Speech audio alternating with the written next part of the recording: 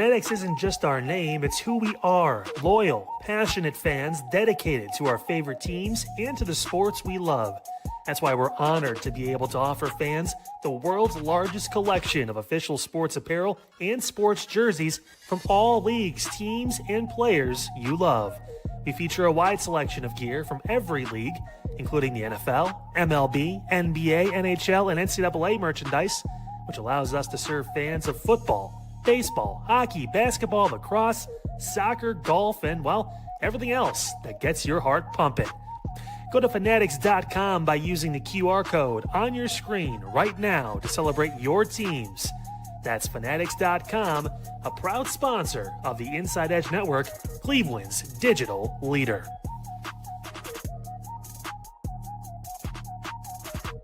Discover our collection of handcrafted candles. That's right, every product is thoughtfully created in small batches free from harmful toxins for mindful everyday indulgence. Our candles are hand-poured in coconut soy wax with natural wood wicks, offering a long-lasting burn and rich fragrances. Create a cozy, safe ambiance for your home with candles from Alley Rose Fragrances. First-time customers use the promo code InsideEdge20 to receive 20% off your order. AlleyRoseFragrances.com, proud sponsor of the Inside Edge Podcast Network.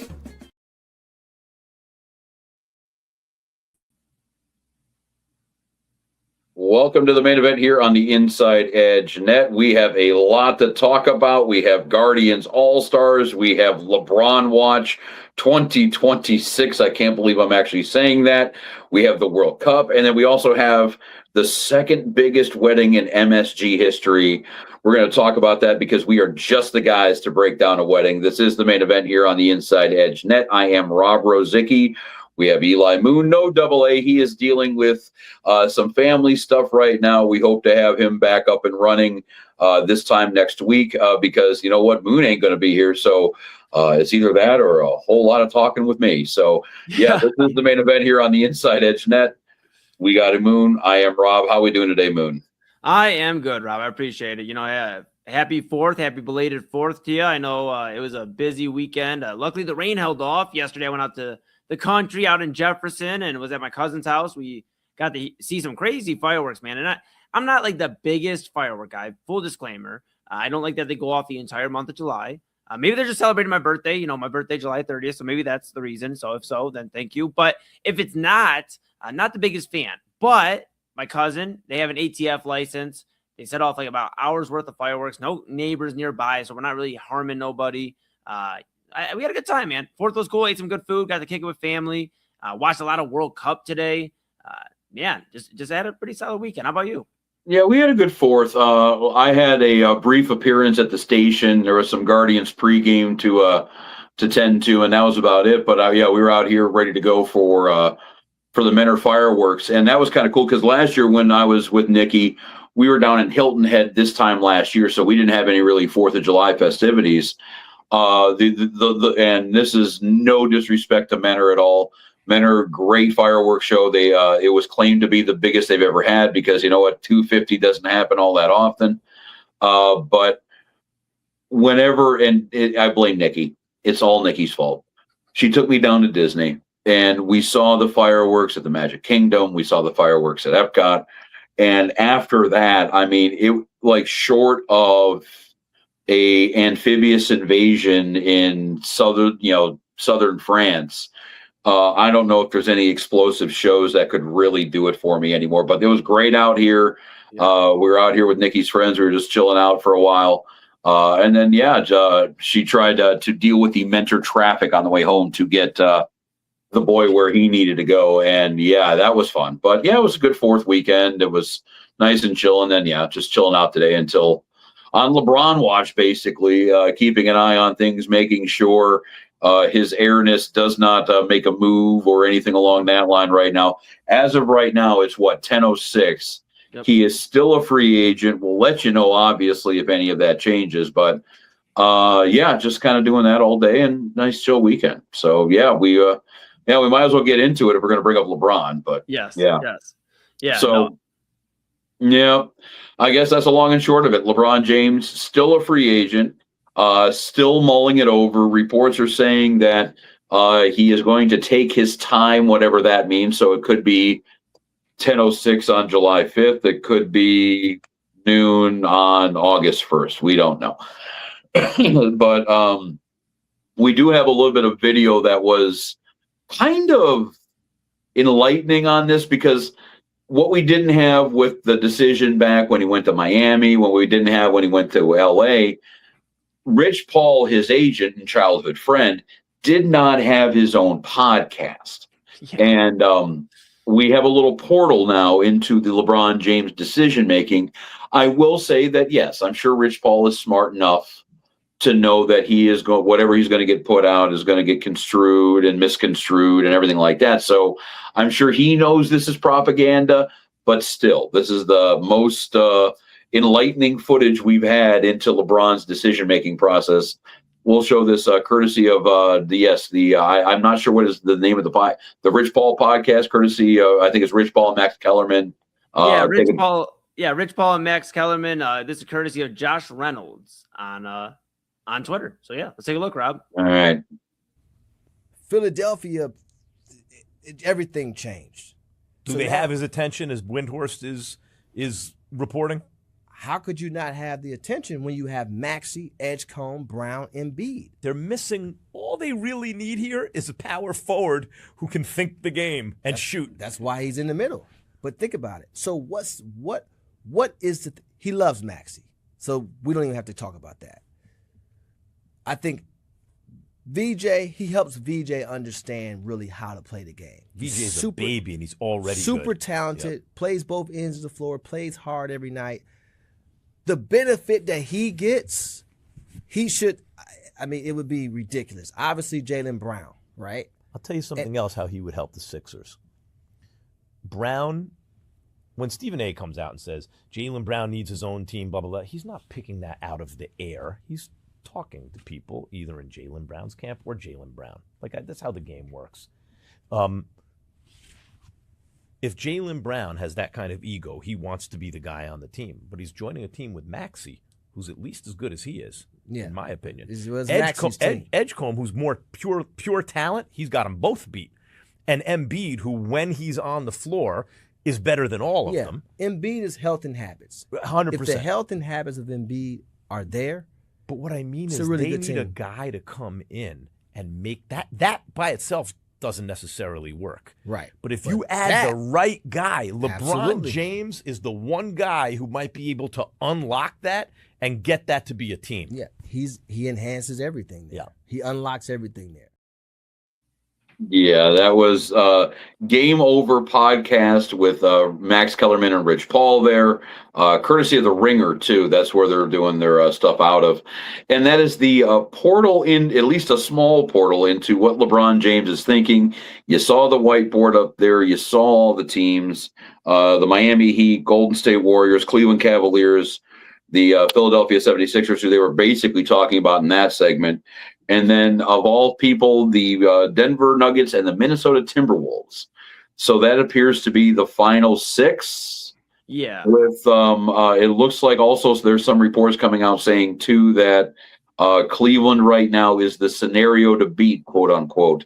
So what are we making of this right now? Again, now 10 after 10 on July 5th. What is LeBron going to be doing, and what the hell is going on in the NBA right now? Yeah, it doesn't make a whole lot of sense. Some of the things that were said in the podcast. I mean, I respect Rich Paul. It doesn't have to make sense. It's fine. Yeah. I mean, I respect what he's done, with Clutch Sports and getting people paid, and he's obviously very connected with LeBron James. So there is something to take out of it. But some of the things that were being said about when he brought up the Cavaliers about, hey, one negative is they don't have Darius Garland. Well, Rob, hold on. I'm trying to think here. Wasn't Rich Paul the same guy on this podcast, the Game Over podcast, saying that he told Darius Garland there wasn't a future in Cleveland, that, it wasn't the fit there, and they decided to move on from Darius Garland. And now it's a negative on us in Cleveland that we got rid of Darius Garland. It's just some of the things that were being said that made zero sense. I do think he was bringing up Philly in that podcast, in that clip there.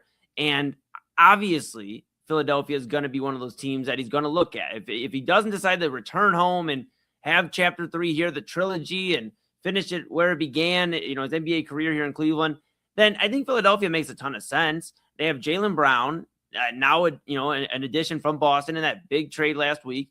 And now you have VJ Edgecombe, they mentioned in the clip, a second-year pro going into his second year. He's very, very talented on both ends of the floor, Rob. You have that. Tyrese Maxey's really about to break through that ceiling in terms of being a top 10 player, I believe, in the NBA. And then if Joel Embiid can stay healthy, that's a big question. But Philadelphia makes sense. Some of these other teams, I don't know. I don't know, man. I keep reading all over Twitter, hey, Cleveland, why Cleveland? It's a nice storybook ending, but their roster makes no sense. And I'm just having a tough time. I know we got whooped by the Knicks. I know we did. Like, there's no other way to break it down. But the Cavaliers being like dismantled at this point, like we're not a good roster, is kind of driving me crazy a little bit. It's like, how aren't we better than Miami? I know they added Giannis, but they also stripped away most of their depth to go get him. So if him and Bam don't add anybody else, good luck. And some of these other teams I'm hearing, it's like, why not Cleveland? I'm not saying LeBron coming here wins us a championship by himself, but the more and more you think about it, why would LeBron come here by himself? He has a plan, whether it's Rui Hachimura coming over from LA as well, whether it's Anthony Davis or the Wizards are reluctant to trade him. I was going to say that too. Bronny, yes. I mean, there's so many things, Rob, that Cleveland can do as well. And they already have guys that may not know what to win at an NBA championship level, but at least can get you to a point where we just need a little extra guidance, a little leadership. And why not 4-time NBA champion LeBron James? Well, and I think what he's doing right now with taking his time on the announcement and dragging his feet on what he wants to do, I think he's increasing his leverage and negotiating power here, because we're seeing other deals happen throughout the league. And, obviously the Jaylen Brown deal, look at that. I don't know, would the Cavaliers have been going harder on that if LeBron had already picked his team and it wasn't Cleveland? It seems like the way the first few weeks of this offseason has kind of gone is that LeBron's kind of the number one option. And now the number 2, 3, 4, 5, 6, 7, 8 options are all being picked up by somebody else who doesn't have the patience, doesn't want to wait, whatever you want to call it. Be it Giannis, be it all these other deals here. So the longer the Cavs kind of have to wait on LeBron, the more it turns into, Obi-Wan, please save us. You're our only hope. Right. He has, and that's more power for him and more leverage for that. And yeah, he can get some of those changes made to the roster. And, I don't know if it is a James Harden conundrum. I don't know if it's a situation where they're kind of looking at things going, I don't know how James Harden can coexist with LeBron, because the one thing I will give you, I understand, yeah, it's kind of like talking out of both sides of your face with Darius or not Darius. Yeah. But Darius for Harden, when it comes down to LeBron looking at a team, I can understand why you'd be kind of skeptical for that. I get that. But the longer this kind of plays out and the longer this kind of keeps dragging and the more free agents get picked up and the more guys get traded, it's sooner than later, it's going to be, the musical chairs, the music is going to stop, and we're going to be sitting there looking for a seat. And LeBron knows that. So the longer he drags his feet, the better this is going to be for him. And yeah, Philadelphia, they managed to make a big deal and improve their chances to get LeBron. So as much as I love seeing the Celtics getting absolutely screwed over, and I will never get tired of that. I wish it didn't come at the expense of something like this, because now, a week ago, Philadelphia was not a contender for LeBron, and now you just said it. You can give a great argument why LeBron would work very well in that city right now. Yeah, exactly, Rob. And LeBron's smart, obviously. He knows what to do and play his cards right. He's watching how the Eastern Conference plays out, how these conferences shake out. Kawhi Leonard out in the Eastern Conference, back in Toronto. Jaylen Brown to a different team, staying in the Eastern Conference. So, however, there's reports of him maybe going out west at one point. He's staying in the Eastern Conference. You have guys moving to the Eastern Conference, loading up on these teams. He's trying to see who gives him the best fit. What are the Cavs going to do? What are these other teams going to do to build around him, to make it where he's in a position to go win a championship? I mean, it's more than likely going to be his final season. He's probably at the point where he doesn't really want to play around with a midseason trade or anything. He wants to walk in and have the roster that's going to be ready to make a run into June. And right now, the Cavaliers, I think, have a roster that can threaten to make a run into June. They need a piece. Whether that is moving off of Mobley as much as it pains a lot of people, or whether it is moving off of Donovan Mitchell, which we've talked about here on the show, at great length at times about, do they move off of Donovan Mitchell? I think the Cavaliers, I said it over on primetime last week, maybe cooking up a deal that's a little bit spicier than people think. I think they are still big game hunting, just not talking to the public about it. It's not getting out. There's no cracks in the the front office or anything like that. But I believe that, Brian Windhorst from ESPN, he keeps saying, the Cavs are talking trades. I just can't get into it because my life can't handle it right now. That wouldn't involve, I've said it before, it wouldn't involve Trey Murphy from New Orleans. It wouldn't involve some of these other guys, that aren't, all due respect to Trey Murphy and some of these other guys, they're not superstars. I think the Cavaliers are trying to see if they can go get a guy that maybe is more compatible and still fits the timeline of, life after LeBron to make this Cavaliers roster more appealing. Or the only other option is going out and getting Anthony Davis. He's won a championship with him in LA. He is one of his better friends. LeBron has a ton of friends in the league, but Anthony Davis is one of his better ones. I think maybe that makes sense. I don't know. I think if you're the Cavaliers, you're spot on, Rob. They're waiting to kind of see what he does, but he's waiting to see what they do. It's a game of chicken. Nobody's really calling each other's bluff, and the Cavs are going to sit there and not be able to add to this roster. And I don't think LeBron James, and by himself, wins a championship. Yeah, because well, two things. Like when it comes to now that the emotion over the sweep is over, and I remember, or the gentleman's sweep anyway, I remember screaming into that phone with you guys, the night that game one happened. Yeah. That emotion's kind of settled down. Taking all that away, the Cavaliers don't have a bad roster.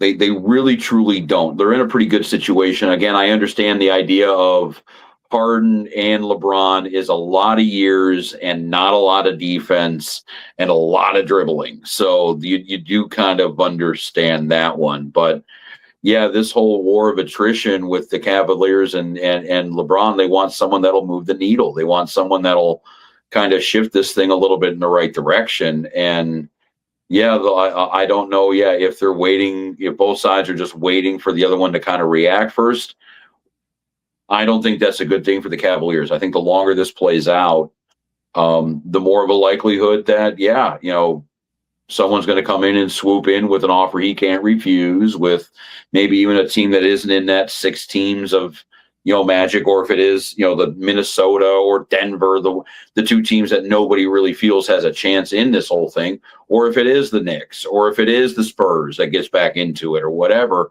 The longer this plays out, the more likelihood that's going to happen. So again, that more power to LeBron, more power to that side. LeBron has been the greatest player of this century. Mm-hmm. We can talk about Jordan, LeBron. That's a whole different show. We're in mid-July, so I think that's probably a pretty good time for that discussion.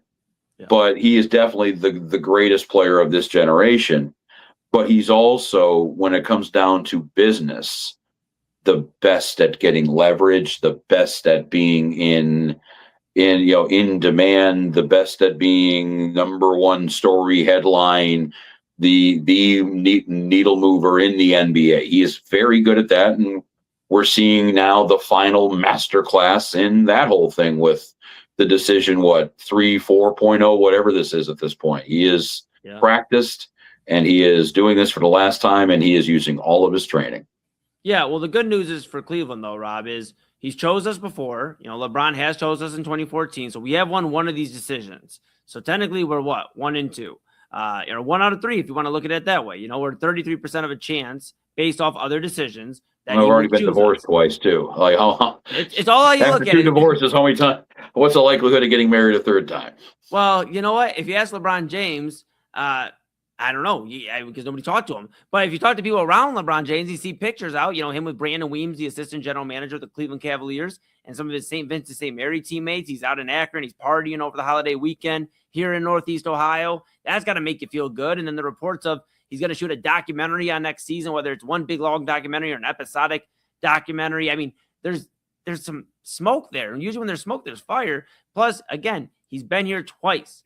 This is somewhere where he's familiar. He sees how Cleveland treats him. Even if we don't win, a lot of times most of the Cleveland fans are still receptive of having somebody of his stature, not only for the team, but let's talk about the economy as well. Like he helps revitalize the economy. Downtown's more buzzing when the Cavaliers are playing well. It's a fact. I mean, those years, 2014 to 18, were very good for Cleveland. The team and the economy. And I think that being in our favor, him being from here, from Ohio, I think that helps.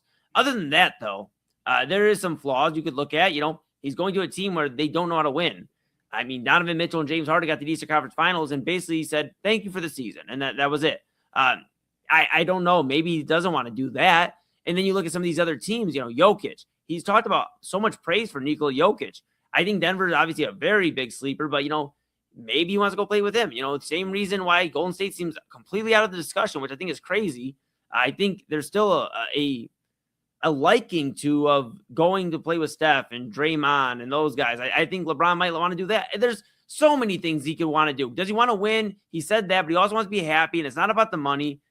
Rob, I really don't know, man. I've tried, shaking what's the fortune ball or whatever, when you're trying to see what your fortune is, give me the answer, and it's even that says it doesn't know. So I couldn't tell you where LeBron's going. I would hope here in some of the smoke, like I said, some of the things I mentioned makes it to where I believe, okay, he could come back here, but he could break our hearts. That's why we just listen, Cleveland, hear me out for a minute. And I'll hand it back to you, Rob, in a second. I gotta speak to Cleveland for a moment.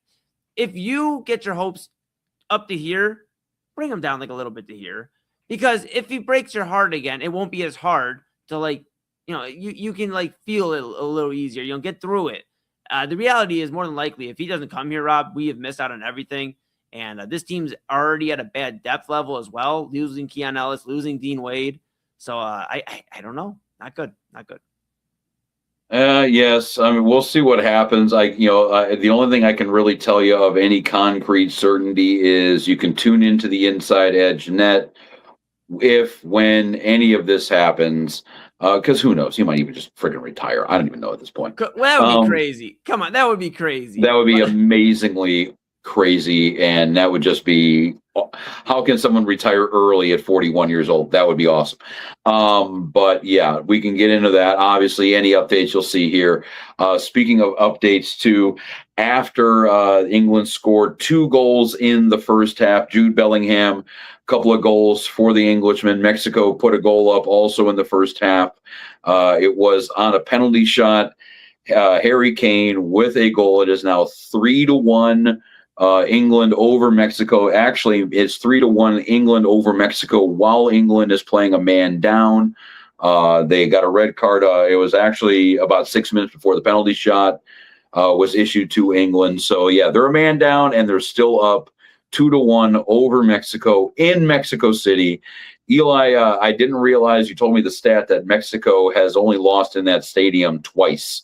So England is now looking to be the third. And yes, that's going to be, we'll obviously be on the air when the rest of this plays out. So actually, speaking of that too, we're going to get into some World Cup coming back. The U.S. men's national team went to the principal's office and complained to mommy and daddy about something the teacher did, and it looks like it got reversed. We will get into probably the happiest crappy story Moon and I have talked about in the last couple of weeks here on the main event, on the Inside Edge net. Again, we got Eli Moon. I am Rob Rozycki. We got World Cup Guardian stuff. We also, 3 All-Stars, and one of them is a little surprising. But we'll get into all that too, rest of the show. Main event, Inside Edge net. I'm Rob. That's Eli. We'll be back. Key On Sports is the leader in Ohio high school athletic coverage in written, print, and video streaming. From the latest news and results and written content to the high school football game of the week every Friday, Key On Sports has you covered. The vision of 15-time published author Vince McKee has become the most trusted site in Ohio high school athletic news. From podcasts to player profiles, Key On Sports is your one stop for all of it. Visit them today at keyonsports.com or on YouTube at Key On Sports. Check out their socials on Twitter and Facebook as well. Clean energy, bold flavors, and no jitters. See why people won't shut up about Dubby. Clean energy, no jitters or crash. Whether you're starting your workday or getting ready to exercise, Dubby Energy helps you lock in and focus. With over 15 flavors to choose from, you can't miss. Order Dubby Energy right now by using the QR code on your screen and use the promo code INSIDEEDGE10 to receive 10% off your order. Dubby Energy, your energy-focused sponsor of the Inside Edge Network, Cleveland's digital leader. Discover our collection of body mists made with clean, minimal ingredients. Handcrafted with natural essential oils and clean ingredients, they offer a natural alternative to synthetic fragrances. Perfect for sensitive skin and those seeking clean, mindful self-care, and the perfect gift for you or your special someone. Courtesy of Alley Rose Fragrances. First-time customers, use that promo code InsideEdge20 to receive 20% off your order. AlleyRoseFragrances.com, a proud sponsor of the Inside Edge Network, Cleveland's digital leader. Whether searching for a baseball autographed by your favorite World Series slugger, a signed football by an iconic Hall of Famer, or the jersey of a world-famous soccer star, you've come to the right place. Here at SportsMemorabilia.com, the web's leading source of authentic sports memorabilia, you'll find more than 500,000 authentic products from nearly every professional sports league, team, and players. Not only will you find your next prized sports possession with ease thanks to superb customer service and tremendous site experience, you'll have the satisfaction and peace of mind that every product listed comes complete with a certificate of authenticity and is fully backed by the SportsMemorabilia.com lifetime authenticity guarantee. Go to SportsMemorabilia.com by using the QR code on your screen right now. SportsMemorabilia.com, a proud sponsor of the Inside Edge Podcast Network, Cleveland's digital leader. Find us on InsideEdgeNetwork.com for the latest information on your favorite shows, personalities, and network partners. Plus, guess what? We have a merch shop. That's right, we have network polos, t-shirts, champion jackets, hats, and bottles. Rep the network. Every purchase supports independent sports and entertainment media. Use the QR code on your screen right now to check out InsideEdgeNetwork.com. That's InsideEdgeNetwork.com. Fanatics isn't just our name, it's who we are. Loyal, passionate fans dedicated to our favorite teams and to the sports we love. That's why we're honored to be able to offer fans the world's largest collection of official sports apparel and sports jerseys from all leagues, teams, and players you love. We feature a wide selection of gear from every league, including the NFL, MLB, NBA, NHL, and NCAA merchandise, which allows us to serve fans of football, baseball, hockey, basketball, lacrosse, soccer, golf, and, well, everything else that gets your heart pumping. Go to Fanatics.com by using the QR code on your screen right now to celebrate your teams. That's Fanatics.com, a proud sponsor of the Inside Edge Network, Cleveland's digital leader.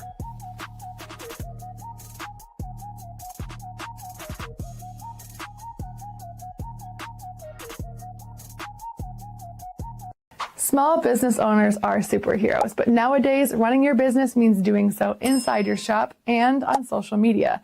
That's why you should make Omega Video Marketing your sidekick. With a decade of content creation experience, I create dynamic, informative, and fun videos for your specific social needs that will increase brand awareness, get you more followers, and keep your social pages and websites current and fresh. I offer flexible pricing and turn times and will work with you to understand your brand and your story. All of that comes from the heart. My award-winning expertise is just the cherry on top. So let's get connected. After all, your brand is the alpha and my expertise is the omega. Discover our collection of handcrafted candles. That's right, every product is thoughtfully created in small batches free from harmful toxins for mindful everyday indulgence. Our candles are hand-poured in coconut soy wax with natural wood wicks, offering a long-lasting burn and rich fragrances. Create a cozy, safe ambiance for your home with candles from Alley Rose Fragrances. First-time customers use the promo code InsideEdge20 to receive 20% off your order. AlleyRoseFragrances.com, proud sponsor of the Inside Edge Podcast Network. Mosser Moments Photography is a husband and wife wedding photography team based in Cleveland, owned and operated by Inside Edge Network's very own Ryan Mosser and his wife Hallie. For the past 10 years, they've captured more than 100 weddings across Northeast Ohio and beyond, always working together as a true two-person team. Their style centers on authentic, emotional storytelling, documenting the real moments between two people in love and creating images that feel natural, comfortable, and true to the couple. Rooted in Northern Ohio but inspired by their travels, Ryan and Hallie bring a warm, personal approach to every wedding day. Their work blends experience, consistency, and a genuine passion for helping couples relive their best day through timeless photography. Learn more at monstermomentsphotography.com by using the QR code on your screen right now. monstermomentsphotography.com, a proud sponsor of the Inside Edge Network, Cleveland's digital leader. Happy America 250. What a weekend. It was hot. It was stormy. But here we are. We're ready to rock and roll on another July summer day where we thought, one of these days we're not going to have news to report, but it's been a crazy, crazy busy July here so far, Eli. It sure has, Double A. We still don't know where LeBron James is going. We do know where some other NBA stars are going, and I think I know where the next star may be on the move. We have to tune into the stream tonight, from this Thursday. It feels like a Friday, but rocking and rolling there, and we are excited to get the weekend started. Hopefully nothing crazy breaks while we're enjoying our 4th of July weekend, but if so, we'll be back with you rocking and have that coverage for you, main event and all week long. But yeah, just a crazy, crazy Thursday here. You do know we have the ability, if LeBron is signed while fireworks are going, hey, welcome to Midnight Run. We're live from Lakewood. Yes. Choo, choo, choo. And this is going. Oh, man. Yes. Great stuff. We have daily programming each and every single day. We have stuff right here on the Inside Edge Network. But remember, Monday through Friday, Unfiltered at 5. Inside Edge Primetime, Eli and Chad B at 10. Autumn Chisholm has the Daily Spiral at 11. And then at midnight, it's my show, the highly educational Midnight Run right here on the Inside Edge Network. I forgot to mention Kyle Cornell with Unfiltered. He has you covered there as well at 5 o'clock. But you guys enjoy. Have a great weekend. Make sure you spend time with your loved ones. Everyone, enjoy yourselves. Have fun, recharge, and be ready to row with us here at the Inside Edge Network.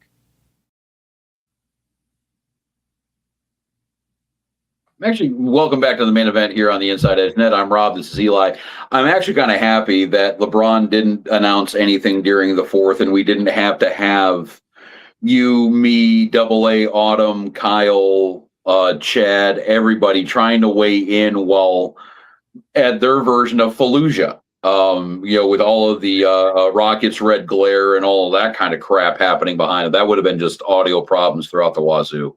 Yeah, and I was at a spot where I definitely couldn't have been broadcasting because copyright issues, and we had a lot of licensed music going on there, Rob. So probably would have been I had to sit that one out if it was yesterday. But yeah, so we talked about it too. I know we're gonna pivot here in a moment. That's a great way to get out of stuff. Oh yeah, I'm sorry. There's a bunch of licensed music playing behind me. I can't do anything. Sorry. Yeah, sorry. Gotta get you next time. My bad. It's so funny. Real quick before we pivot, I know we're gonna talk World Cup in a little bit. Yesterday, I'm going to head out. I was out, like I said, I was out in Jefferson, kicking in the country. It was cool. Saw a lot of family members I haven't seen in a while. And right when I'm leaving, so my mom went out, my dad came out. It was a good time. And they go, "Oh, before you leave," and you hear, it's electric. So the electric slide starts up, and I'm like, "Oh, I don't know this one, guys. I got to leave." They're like, "Oh, but the cha-cha slide." Rob, when I tell you, my cousins coerced me into dancing for like 15 straight minutes before I then left. And then my mom wanted to get food. Of course, you don't say no to your mom. So I went and I got her some food, got her situated. What was going to be a leaving at 11-ish turned into me leaving at midnight. And again, grateful for it all, but crazy. I did not have dancing to the cha-cha slide and the Cupid shuffle. I felt like I was back at my high school dance, breaking it down. See, what's nice, one of the nice things about when you proceed into your 30s, later on in your 30s and into your 40s, is that you can feign injury. You can, I'm sorry, the knee ain't working. And the older you get, the less you lie about that kind of thing. The more you're actually telling the truth. So, dude, that's the whole thing. When you're at a family thing, you want to do the Irish goodbye, the Houdini, whatever you want to call it. You just poof into thin air. But yeah, when you're talking about weddings and family gatherings and picnics, and you can't really get, Wasn't happening. I mean, my mom has taught me the long goodbye because she walked back over and I had to go back, grab her, and make sure I was like, look, I want to make sure you get home in the car situated and all that good jazz. So yeah, Rob, I don't go out the country much, but it was cool, man. The country. Yeah. It was. I mean, dude, we're on the border of PA. It's a big old woods. The neighbors are nowhere in sight. Okay, so at least you weren't in like Brunswick. Okay, that's cool. All right, I understand that for sure. But yeah. Yes, this is the main event here on the Inside Edge Net. We were giving a scoring update on what was happening with the World Cup. It is now 3-2 England. Mexico has added a penalty shot of their own in the 69th minute. They're about 75 minutes through this thing, so they got about 15 minutes of real time, and then who knows when it comes down to extra time. But I'm sure Mexico, they're just trying to get this thing into extra time and possibly into PKs, because I don't know. This is about the highest scoring World Cup game I've seen this deep into the tournament in a while. So who the hell knows what's going to happen. Speaking of the World Cup, the United States in action against Belgium tomorrow. What is it? It's a 9 o'clock kick, I think, is the 9 or 10 o'clock. It's a late kick. I'm going to check right now. I know it's on the late side. Let's see. They're in Seattle. 8 p.m. It's tomorrow, 8 p.m. in Seattle there. Okay. Still late, past by. That's like, I'm getting ready for prime time at that point, so I don't even get to watch much of it. Oh yeah, it's definitely odd to kind of, but again, it's the West Coast, so I do get it. And what we've actually been pretty, it's been pretty cool to have the World Cup in North America, so the times have been appropriate. Like I heard actually for this match with England and Mexico, that the English pubs are they got an edict from local government saying, hey, you can stay open till 5 a.m. local time, because if you're watching us out in England, it's about 3 o'clock in the morning right now out there. So it's almost 3 o'clock in the morning out here. Christ. But yeah. Anyway, though, they're up 3-2, 76 minute. England, Mexico in Mexico City. But with the States, we are facing Belgium coming up tomorrow. The big headline was going to be one of the better players, actually the best player for the United States, Flo Balogun. He was going to be out against Belgium because he had received a red card. And it's pretty automatic in FIFA. It's about as cut and dry in sports as you can get. If you get a red card in the World Cup, you are gone for the rest of that match, and then you are subsequently suspended for the next match. Right. Well, a U.S. tried to appeal the red card. They were originally denied. This was a couple of days ago. Mm-hmm. Well, FIFA comes out today saying that Balogun can play. We're going to rescind the suspension on the red card, and everybody's fine. Well, comes out a little bit later after that. The AP and ABC News confirmed reports saying that the president of the United States made a call to Archie Infantino, the president of FIFA, and said, hey, can we fix this whole travesty of justice up, because now we're caring about the rules. And now we have this whole political influence intrigue weighing over this U.S.-Belgium match happening in now less than 24 hours. How do you feel about that? I mean, how does that change your look on this? Does it change your look on this? How do you feel about this whole it seems like, and I said in the lead of the show, it's a great result for a very shitty process. So I don't know how really to kind of get into this. Yeah, I mean, I guess I'll start with Balogun because, we had Ben Bales on primetime earlier this past week, Chad and I, and he broke it down, Rob, that there's other stars, Lionel Messi included, that have got away with much worse and haven't had a red card.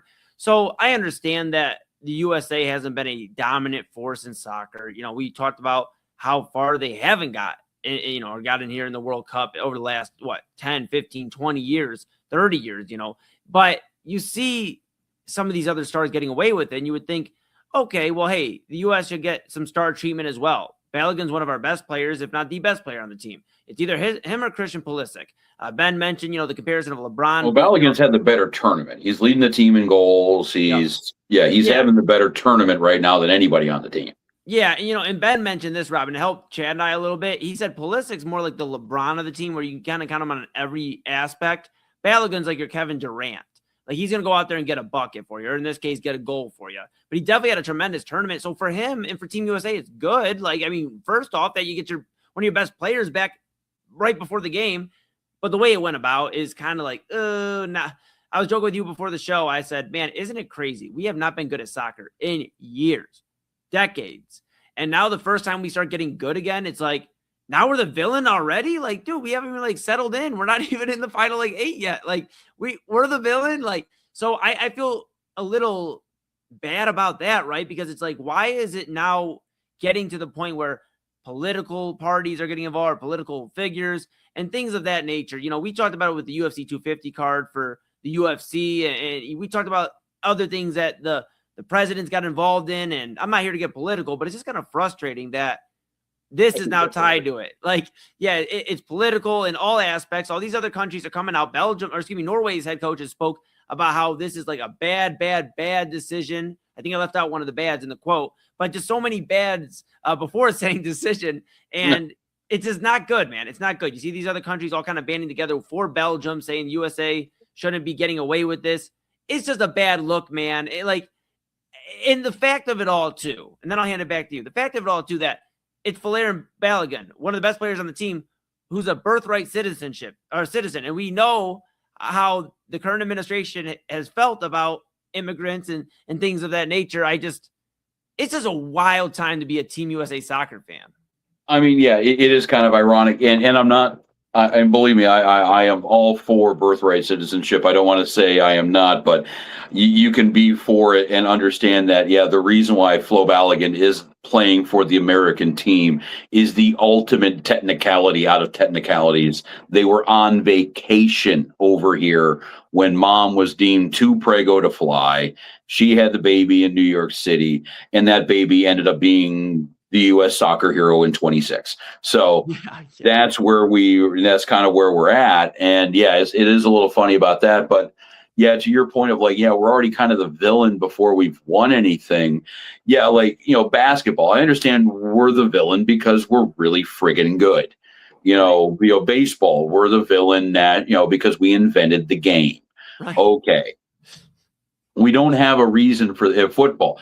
American football, we're the only, we're the villain because we're the only team, damn country that plays it. If we had a World Cup, we would beat everybody by 75 points. Yeah. It would not be close.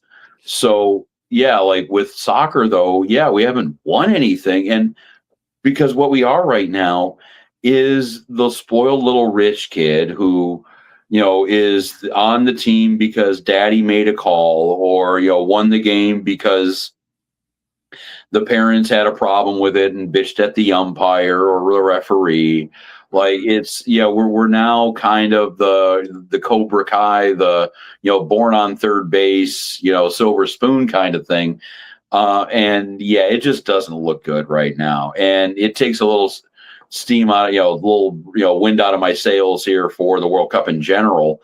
I mean, I'm still rooting for the United States. I'd like to see them go as far as they can go. I think it's a hell of a story if they can, because all of this being said, this is like the only major sport that we're still really a underdog at. Like we're the only, this is, like we have hockey. We were an underdog there a couple of times now. Again, I just went over the other sports. We've never been an underdog in any of the other ones. Yeah. So yeah, having this kind of happen would be kind of cool to see, but yeah, I'm a little perturbed by the way that we're going about this right now. Hopefully they can put away Belgium, and if they can win whatever game is going to come up after that, this will just turn into another memory here. This will just kind of turn into, because yeah, if you can get Balogun back and beat Belgium, okay, you're the spoiled. But if you can beat whoever's coming up after that, then all of a sudden that might baptize a little bit of this bullshit away. But right now, it just kind of feels crappy. Yeah, no, I mean, you're spot on, Rob. It's first off, it's frustrating. Again, you've known me for over a decade. Double A, everybody, a lot of people here on the network have known me for over a decade. And everybody knows I've never been political, right? But it's frustrating when politics or political figures are constantly involved in sports. I understand there's certain things, they're gonna invite the teams to the White House, whether they accept or decline, all that jazz. But it's like everything this year, from the UFC 250 card, from the president sitting, up in the box, in the suite for the New York Knicks versus San Antonio Spurs finals game, and now the only game they lost. Yeah, and now the World Cup, It's just frustrating a little bit there. And my fear too is, we talk about Balogun. he's 25 years old, right? He's a young star for Team USA. It's not like he's on his last World Cup or anything. And this is he's got one, maybe two more left. Yeah, at least. Yeah, at least. And you see that he's really catching steam here in the States and really across the world, through the group stage and everything. LeBron James tweeting, when he did the silencer celebration. I mean, he was one and still is. Let's not say was. He still is one of the biggest stars in this World Cup. But my fear is his reputation is going to get a little damaged. And it wasn't even his doing. Now, maybe when they came to him and said, hey, we're getting this reverse, he's like, cool. Or maybe they didn't talk to him. But, this is not his fault, is what I'm trying to say. He got the red card, and the red card really shouldn't be his fault either. It was an egregious call. And I've talked to my soccer peeps. We defer to our guys that know soccer a little bit better. And I've talked to them, and they said it shouldn't have been a red card. Based off on other stars get treatment, Balogun should be getting treated as a star. This shouldn't be a red card. It should have been, at worst, a yellow card. And so it shouldn't have been that. And now it's like, who knows? I don't think he asked for this. Other people went to bat from the go play, and now he's going to be the recipient of the boos when he goes into other stadiums, in the future. I just think they're going to try to turn him into a bad guy, and I think he's the furthest thing from that. Well, I hopefully for his sake, the fact that, this World Cup predominantly is an under 30 set when it comes down. You're at the tail end of the demo that they're looking at right now.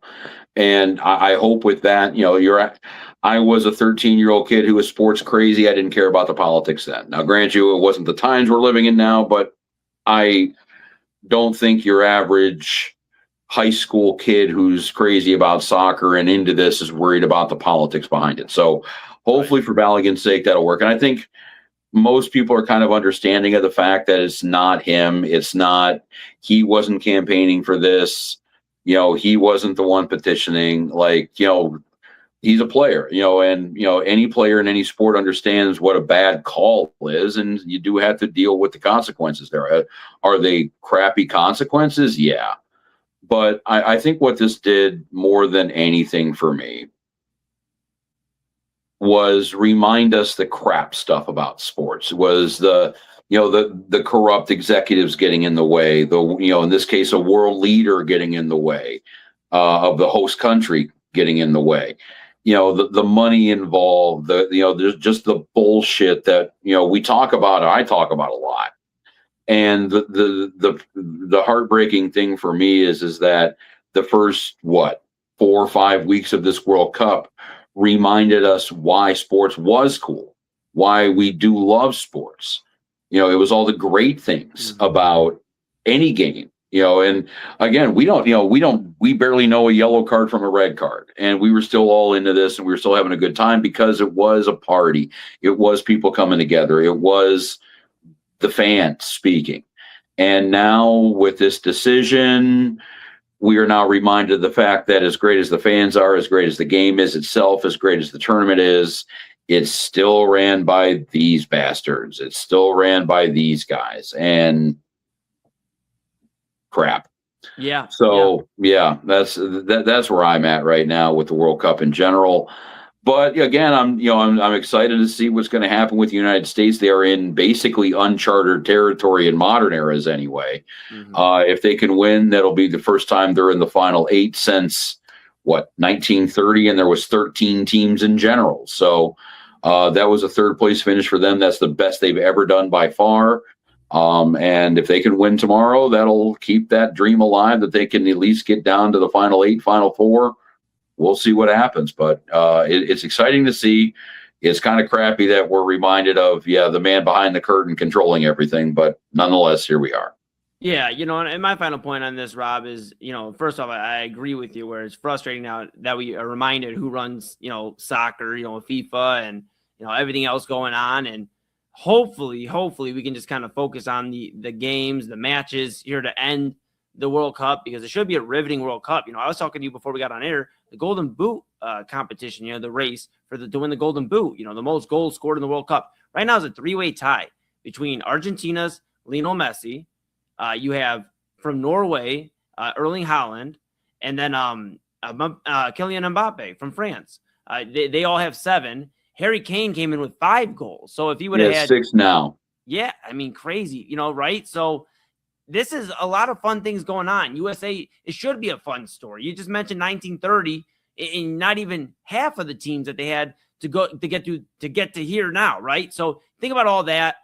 It should be a cool story, and unfortunately now we're the villain, and that sucks. Coolest fact, you talked about 1930. I was watching something. I was watching Mac Jones, of all people. It was on a random, Twitter. I had to find it, but it was answering soccer questions. Did you know that in that third place finish, they didn't have a third place game? There was no third place game. They had I thought they were. I thought it was like an Olympic, like bronze medal scenario. Okay. They didn't play anybody. They had no third place game set, so they just gave it to the USA. Earned third place by default, essentially based off something like some metric, like tie break, like differential or something or whatever. Yeah, that's. So it's crazy to think. It's crazy to think, where we're at now, and I don't know, man. It's it's frustrating. Now I will say this. My final point is USA, to your point, can make a pretty fun run here. They have, of course, Belgium tomorrow. If they can get past Belgium, they play the winner of of Portugal and Spain. So there's a chance they play one of soccer's sweethearts, Cristiano Ronaldo. And though he's on the tail end of his career, he's still somebody that, soccer looks out for. Look at the game he just played against Croatia where they had the offsides call. It kind of seems a little leaning towards your stars. Again, back to the Balogun discussion. But so you maybe play Ronaldo, or if you don't, you play Spain. So Portugal or Spain. Then you have the winner of France and Morocco. So there's a chance that then you play one of the other stars of soccer, Kylian Mbappe. And then if you get past France, you're looking at potentially Norway, with Erling Haaland. You're looking at potentially Argentina with Lionel Messi. Of course, you have, some of these guys we're looking at now. Harry Kane in England. Rob, they can make us the villains because I can understand the frustration. But you know what? For once, we're decent at soccer, and I'm just going to enjoy the ride. Let's hope we beat Belgium tomorrow, and then, just develop a run so strong, to your point, that they can't really say anything. Because, sure, if we beat Belgium, maybe they're like, okay, you did it because of Balogun. But then after that, if we just go and beat everybody's ass, what's the excuse then? If we go on a run and beat Ronaldo, Mbappe, and Messi, what can be said? I don't want to hear about a game against Belgium. And let's face it, too. As nice as it is to be the underdog and everything like that, we're used to being the villain. So I mean, we can handle that just fine. Yeah. But a quick update here too. They are now in extra time in Mexico City. England is still up 3-2. They're a couple minutes into extra time. I don't have the game up in front of me, but all the shot charts I'm seeing is that Mexico is making their last stand right now and doing everything they can to pepper England with as many shots on goal as possible. Yeah. But yes, this is the main event here on the Inside Edge Net. Actually, before we get out of here, this is the perfect analogy with the World Cup right now. Okay. I got WCW Bash at the Beach on. I got Hogan and Flair, their first ever really big time match. Okay. And in a nutshell, that is the World Cup, because it's a great match. If you're into it, you're just worried about what's happening in the ring. You're just worried about all that kind of stuff going down. But if you start thinking about the extra stuff, in the World Cup's case, it's all the way it's ran. But if you think about what Hogan was doing after that and what Ric Flair has kind of been now the last 10 years or so, then it puts a bad taste in your mouth. So you just try to worry about what's happening on the screen, and you just are entertained by that. And the World Cup's been doing that pretty well, as did Hogan and Flair. Hogan, by the way, congratulations, new WCW champion. Wow. But yeah, he has a long run. I wonder, well, you can only check out YouTube. You can probably check it out there.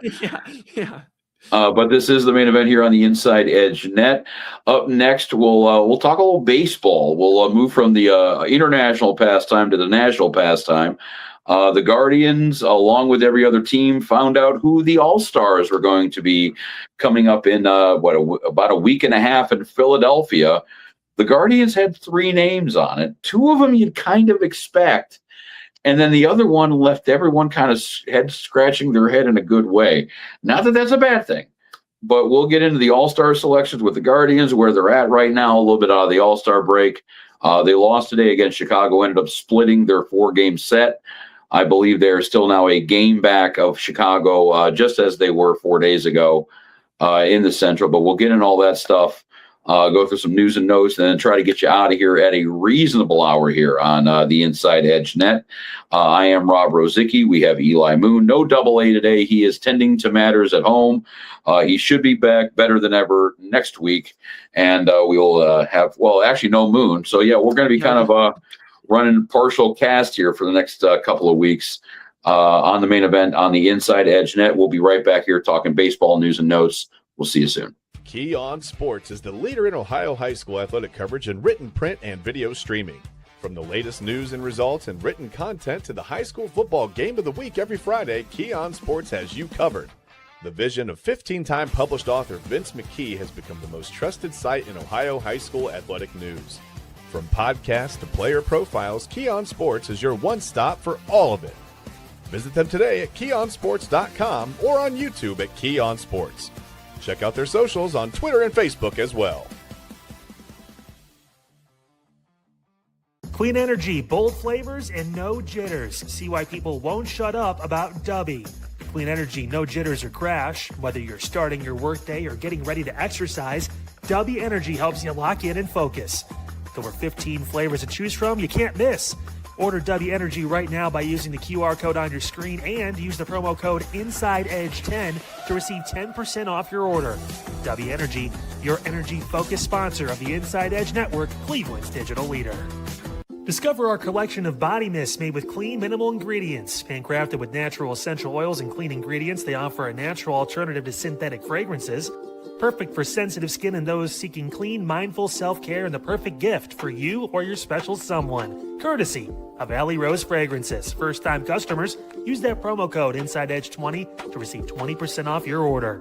AlleyRoseFragrances.com, a proud sponsor of the Inside Edge Network, Cleveland's digital leader. Whether searching for a baseball autographed by your favorite World Series slugger, a signed football by an iconic Hall of Famer, or the jersey of a world-famous soccer star, you've come to the right place. Here at SportsMemorabilia.com, the web's leading source of authentic sports memorabilia, you'll find more than 500,000 authentic products from nearly every professional sports league, team, and players. Not only will you find your next prized sports possession with ease thanks to superb customer service and tremendous site experience, you'll have the satisfaction and peace of mind that every product listed comes complete with a certificate of authenticity and is fully backed by the SportsMemorabilia.com lifetime authenticity guarantee. Go to SportsMemorabilia.com by using the QR code on your screen right now. SportsMemorabilia.com, a proud sponsor of the Inside Edge Podcast Network, Cleveland's digital leader.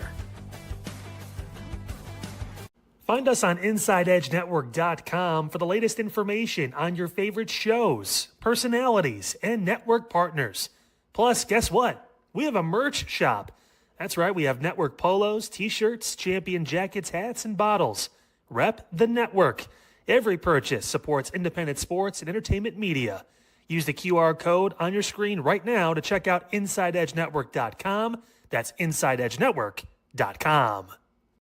Fanatics isn't just our name, it's who we are. Loyal, passionate fans dedicated to our favorite teams and to the sports we love. That's why we're honored to be able to offer fans the world's largest collection of official sports apparel and sports jerseys from all leagues, teams, and players you love.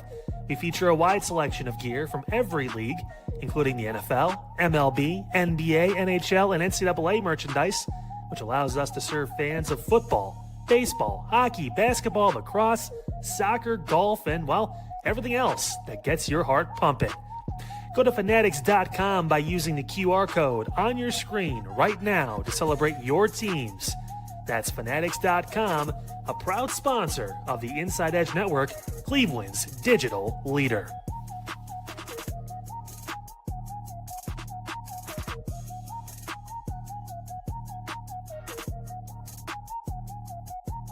Small business owners are superheroes, but nowadays running your business means doing so inside your shop and on social media. That's why you should make Omega Video Marketing your sidekick. With a decade of content creation experience, I create dynamic, informative, and fun videos for your specific social needs that will increase brand awareness, get you more followers, and keep your social pages and websites current and fresh. I offer flexible pricing and turn times and will work with you to understand your brand and your story. All of that comes from the heart. My award-winning expertise is just the cherry on top. So let's get connected. After all, your brand is the alpha and my expertise is the omega. Discover our collection of handcrafted candles. That's right, every product is thoughtfully created in small batches free from harmful toxins for mindful everyday indulgence. Our candles are hand-poured in coconut soy wax with natural wood wicks, offering a long-lasting burn and rich fragrances. Create a cozy, safe ambiance for your home with candles from Alley Rose Fragrances. First-time customers use the promo code InsideEdge20 to receive 20% off your order. AlleyRoseFragrances.com, proud sponsor of the Inside Edge Podcast Network. Mosser Moments Photography is a husband and wife wedding photography team based in Cleveland, owned and operated by Inside Edge Network's very own Ryan Mosser and his wife, Hallie. For the past 10 years, they've captured more than 100 weddings across Northeast Ohio and beyond, always working together as a true two-person team. Their style centers on authentic, emotional storytelling, documenting the real moments between two people in love and creating images that feel natural, comfortable, and true to the couple. Rooted in Northern Ohio but inspired by their travels, Ryan and Hallie bring a warm, personal approach to every wedding day. Their work blends experience, consistency, and a genuine passion for helping couples relive their best day through timeless photography. Learn more at MosserMomentsPhotography.com by using the QR code on your screen right now. MosserMomentsPhotography.com, a proud sponsor of the Inside Edge Network, Cleveland's digital leader.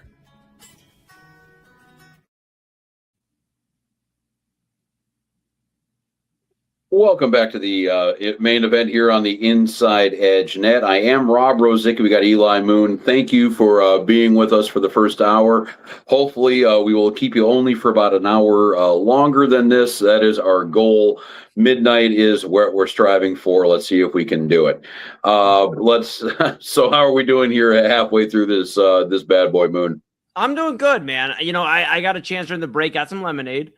We made some lemonade over the weekend. It's summer, summer kind of drink. You need some lemonade in your life during the summer. And I got to see some of this Mexico and England here, man. And they are, you mentioned it before the break, had my head turned there just seeing, the big screen behind me. I commend Mexico. Even if they lose this game, they are making it hell for England to close them out. And, you mentioned England down by down a player for the rest of this game. And they are making it hell. I mean, are they going to get it done? I don't think so. It seems like England's going to hang on, but I give them credit. Again, we talked about, unfortunately, some of the politics getting into the World Cup and FIFA and all that jazz, but the games have been very, very fun, man. I mean, even the Norway game earlier today, taking down Brazil, the Neymar chirping at the end of the game. He kicked the penalty kick, scored on the goalie, and then got in his face in the last minute of the game. And then he retired from World Cup action after that. It just a wild end to a career, man. But, I mean, it's just cool, man. I enjoy the good stuff of the World Cup. So feeling good, man. Feeling refreshed. Like I said, got some refreshments over the break. Feeling good, man. You ready to rock? Oh, yeah. Yeah. And for those of you not watching, yes, still 3-2 in the 12th minute. It looks like it just went final according to what I'm looking at. End of regular time. It looks like this holds. England wins 3-2 over Mexico. So the United States, as of right now, the only host team still left. Hopefully we'll keep that going for a little while longer. But while the World Cup is happening, there are other sports at play. Obviously, the NFL is currently in a slumber right now, besides an odd trade rumor here or there, or a random dash cam footage from a speeding ticket. There's not a lot of news happening right now. Yeah. But with baseball, on the other hand, we're about ready to hit the Midsummer Classic. Guardians in action today. They lost 7-6 to the Chicago White Sox. They lost now. They actually split that series, 4-game series against Chicago. They came in 1 game down. They're leaving 1 game down. Probably one of the better options you could have looked for if you were a Guardians fan. But overshadowing all that the last couple of days, the all-star rosters have been announced, and 3 Guardians have made it. Yes. Closer Cade Smith, who we can all understand. I thought he was going to be the only all-star. He's leading the league in saves as we speak. Parker Messick, who has turned into, even though he is a rookie, a de facto ace for this team, and I can understand that too. The other one, and I'm happy for him, I'm glad he's on the team, Fellow rookie Travis Bazzana will be manning second base at some point in time for the American League in Philadelphia next week for the All-Star game. I mean, I'm happy for him, but wow. Yeah, it's I mean, first off, yes, very happy for all three of the guys. You mentioned Messick, he's become an absolute stud for the Guardians. Double A is mentioned here on our show, here on Main Event across the network about, is Parker Messick able to go from the 5 starter to the 1 starter? And he's definitely made his way to that point in terms of being the guy the Guardians can most rely on when it comes to starting pitching. I mean, again, the starting pitching rotation has been pretty damn good for the most part, but Messick's the ace. He's the dude. Cade Smith, I believe, still leading the American League in all of baseball in saves this year. So, I mean, he's doing a damn good job. He's had a few moments, but again, remember, this is his first full season as a closer. Like, from him to go from basically keeping the Guardians afloat in the bullpen last year after the Class A stuff and all that kind of looming over the team, and now this year, his first full season as a closer, leading MLB in saves, getting to the All-Star game, that's an accomplishment. Now, the Bazzana stuff. Here's so we can look at it a few different ways, Rob. First off, very happy for him. I'm very, very pleased with the development of Travis Bazzana here as a Guardian. I think we finally have a second baseman we can look at. I think we have a middle infield really to look at. I thought Brian Rocchio would get some more love in terms of all-star votes just because, again, he's at shortstop, but he's had a really damn good year, and that middle infield is looking good. And I'll let you kind of jump back in 2 seconds. The thing with Rocchio is that he, as great as he's been for us, and he's been a Swiss Army knife, I think he's the MVP of this team in the first half of the season, and that's even with Jose under consideration. He's hitting, 260. He doesn't have 10 home runs. He's flirting, I think, with 40 RBI right now. Like, he doesn't have quite the numbers for a typical fan just kind of looking at it to be like, oh, this guy's having a kick-ass year. We need to put him on. Is he the best 9-hitter in the business? Yes, he is. Has he done everything we've asked him to do? Yeah, he has. But, yeah, that's not – I wish you were right. I wish that would translate a little bit more into the all-star love, but unfortunately, here we are. Yeah, gone are the days of, 9 Royals, I think, starting or whatever, being on the all-star team. Remember, they've obviously switched away the percentages of what votes go to, how it makes up the all-star voting. And so, yeah, I can understand that. But regardless, the middle infield looks good. Bazzana, a big part of that, Rob. And yes, I've read almost every tweet you can see on social media over the last 3-4 weeks when Bazzana was in somewhat of a semi-slump or whatever you want to call it. And Nick Kurtz, from the Athletics, who's been mashing the ball out there, he's been getting a lot of love and people saying, well, the Guardians messed up. They should have drafted Nick Kurtz. First off, can we chill? Can we take a deep breath? Travis Bazzana hasn't even played a full season of baseball yet, and he looks pretty good. Is he Nick Kurtz? No, they're 2 completely different ball players. Travis Bazzana gets on base. He's patient at the plate. He's going to get you walks. He's going to give you an all right defense. I'm not going to say he's a stud defensively, but you can work on that. We'll see what happens. Nick Kurtz, he is a guy that you are counting on, hey, if you got 2 on base, send it over the fence. They're 2 different players. So I think those comparisons are crazy. What it does scare me, the other point I'm going to make is it scares me for the Guardians a little bit. Here's why. We've been talking over the last couple of weeks. Are the Guardians going to stick with the farm? Or are they going to stick with that? Rock with the guys, Bazzana, DeLauder, Watson, Engel is a different discussion after a week of baseball. Crazy how things turn. But are they going to stick with that, or are they going to go for a big bat? Now, Yordan Alvarez, we talked about him. I don't think so. The Astros, I think, are 2 games back of a wild card spot. And last time I checked, Alvarez, in some reports, is the front runner for MVP for the American League. I mean, that's not happening more than likely. Exactly, Rob. You're making the exact point. The money. Exactly. But, or just how much it's going to cost. It's going to cost half the farm system, I think, for that one. Exactly. The contract mixed with how much you're going to have to give up. I don't know. But what I will say is it scares me because now here's what the Guardians can do. The Dolans and Chernoff and Antonetti, they can all get together and go, look, dude, we got Messick and Bazzana in the All-Star game. Rookies. That's pretty cool. Like, we did it. And that's what scares me because now the Guardians are probably going to stay put. As much as I've been smashing the table saying, like, hey, this is going to happen. The Guardians are going to be big buyers at the deadline. They're going to go out and they know they have to make moves for Jose. Well, this may have actually just stopped all that talk because they're going to look at this and go, well, Watson, and he's doing all right. Khalil Watson, he's playing well. And DeLauder is a cemented piece of the lineup, in the starting lineup here. Bazana, he's an all-star. So why would they go make a move now? And that's what upsets me a little bit. I'm happy for Bazana, happy for Messick, happy for Kate Smith.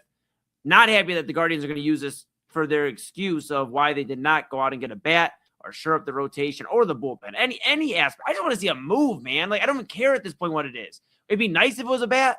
I just want to see them shore up some things. I think Bybee at times is spotty. I think sometimes you need an extra pitcher in case somebody does go down. You've brought up the stat for weeks that the Guardians are the only team in Major League Baseball. Still another Sunday, here we are, and they're the only team that have five pitchers, the same five pitchers all season long. That scares me a little bit. It's an awesome stat, but is that consistent all the way to October? They got to add something, Rob. And I don't know if they will after seeing this news over the holiday weekend. Yeah, I mean, it is weird. Yeah, and I think that's why a lot of Guardians fans are kind of self-loathing in a way, because it seems like, like every bit of good news and all the good news we've gotten since 1948 has been good news, but you haven't won a title.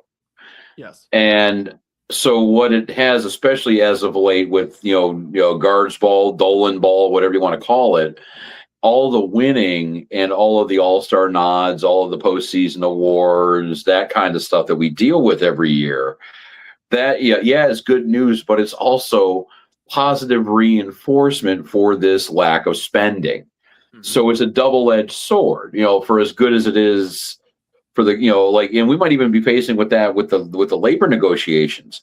They're going to be talking about a salary cap. They're going to be talking about all this kind of stuff happening right now. And they're going to point at the Guardians and the Tampa Rays to be like, hey, guys, these guys seem to be able to function just fine in modern Major League Baseball without spending a lot of money. What's your issue?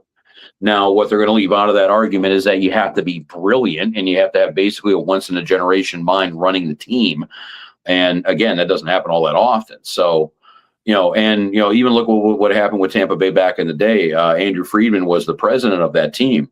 Right. And everyone looked at him and said, I wonder what you would do with a budget. I wonder what you would do if you had a team that could actually spend some money. So the friggin' Dodgers hired him, and he's been the architect of that team the last few years and why they're winning World Series. So, this positive and negative, like it's a double-edged sword. I understand why you would almost be irritated with the all-star love. It's like, what? Don't pat us on the back for this. We did this by fucking accident. It's the golfer with the beginning golfer with a hole in one. Don't congratulate me that I hit the ball exactly correctly by sheer friggin' accident. Yeah, exactly. And so I can understand your reticence with all of this kind of stuff with the midseason and postseason awards and 2-time managers of the year and gold gloves and silver sluggers and all that kind of stuff. Yeah. And, we've talked about it too, Rob, across the network, and it's like, I can't shake this feeling of frustration.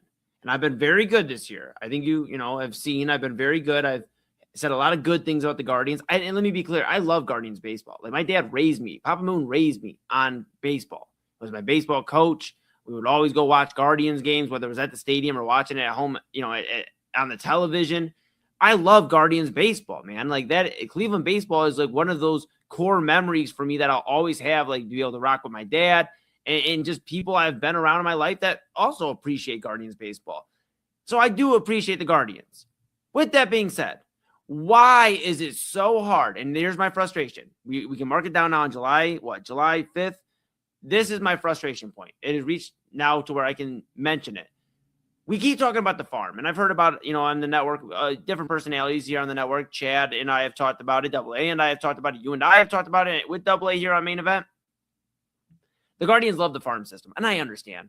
A lot of good guys have come out of here. Obviously, Messick and Bazana, the latest. We've seen for a time before he went to the New York Mets and whatever's happening there, Francisco Lindor and Jose Ramirez. And we've had good prospects that have come up and become great, whether very good or great players for the Guardians.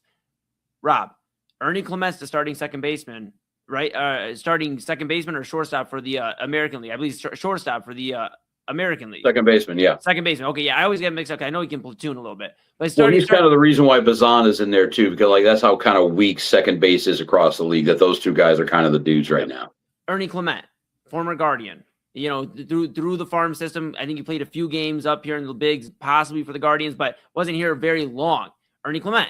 Now you look at Junior Caminero, who he's a starter for the American League. Caminero is the one that I'm more irritated with. Like Clement, we traded him to Oakland for basically spare parts, and then Oakland cut him. Like, right. So he went through the ringer with multiple teams, and like Caminero, we traded. I don't even know that, my colleagues can tell me they screamed the guy's name that they got for him, who never made the big leagues, who never did anything. So yeah, I can understand why you're a little pissy with Caminero right now. Caminero, I understand the Yandy Diaz is actually the starting DH in the American League. Yandy Diaz. I mean, just all these guys, right? You think about they go somewhere else, or the Guardians give up on them, move off them. So I can understand on one side, okay, they're scared to trade some of these farm guys because they're not panning out here and then they pan out somewhere else. But at some point, you've also waited so long on some of these guys where I've talked about it before on the show. They don't know how to read when a prospect is either going to develop into something good or he isn't. They have waited it out 3 different stints now with Nolan Jones. We know he's not going to be a very good Major League Baseball player. We're very clear on that. They've done it multiple times with other guys. Tyler Naquin had a few good stints here. It just doesn't seem like the Guardians understand offensively when somebody's going to actually be a piece. Now, this year, they've shocked me a little bit. DeLauder, Bazana, some of these guys are coming around a little. But can we just stop acting like the farm is going to disappear if we trade a few prospects? I promise you, if we trade Ralphie Velasquez, we trade some of these guys, it's not going to be like they say, and guess what? That was your only chance of having a AAA first baseman. You must wait 5 years until you can play another. The farm is going to be here, man. But you know what's not going to be here? I said it last week. I'll say it again. Jose Ramirez. He's not going to be here. Can we please show some love to Jose Ramirez? Go out and get somebody that's going to impact this offense. They need some sort of juice. I know they put up a lot of runs this weekend, but we've talked about how they're still almost dead last in some, if not most, offensive, statistics, the categories here. I'm frustrated, Rob, and I've been very good, but I know this team can go out there and really make some noise in the playoffs. They just need a little boost, a little morale boost, and that's by way of a trade. What else are you going to do? You've brought up everybody you can think of from the farm besides Ralphie Velasquez. What exactly are you going to be able to do? And if you tell me, if the Dolans come out after the trade deadline and say the same thing that I heard them say a week or two ago about, we believe we're getting 3 trades back with Jose Ramirez, Angel Martinez, Chase DeLauder, Rob, I will literally rip the rest of my hair out. I won't need a haircut. I will rip the rest of my hair out.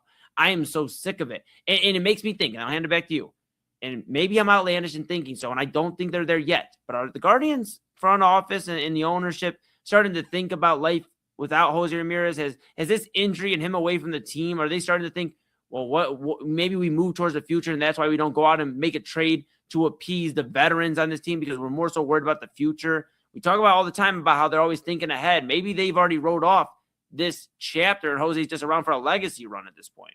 Well, they're paying him either way, so I think they're going to want to factor him into what's going on. And I think if Jose ever feels like he's not being factored in, he has the right to waive that no-trade clause. And with that contract, you will have teams lining up for what's going on with that. Right. But, yeah, I'm with you. I have a feeling that this is going to go in a direction where, they're going to kind of claim these injuries as acquisitions, and it's going to be weird because Jose Ramirez is already the hometown discount guy. Yeah. Now, how can you be that guy and the midseason acquisition guy? That's kind of tough to do, but nonetheless, I think that's how the Dolans are going to spin it. Yes. But as for the I'd love to see. I'm with you. It's something like that. We talk about with the Cavaliers a needle moving kind of a deal.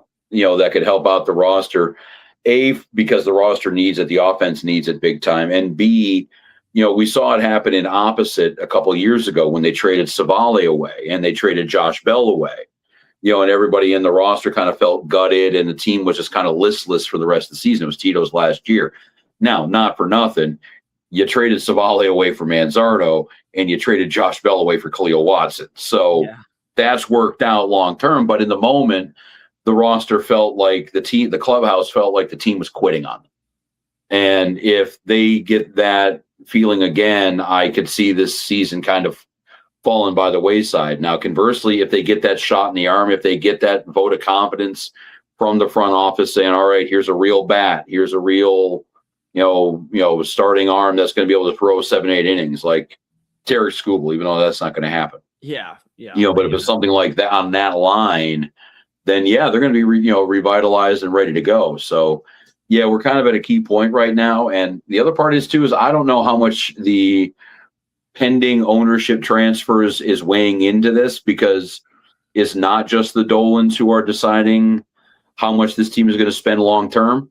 Especially if it is long term outlook, Blitzer is going to have an idea for it, and then you throw the labor stoppage in there that could be happening. So, I think the water might be very choppy and very hard to navigate. So, I could see the Guardians just keeping the ship in the harbor and not trying to deal with that journey. So, we'll see what happens, but I would be.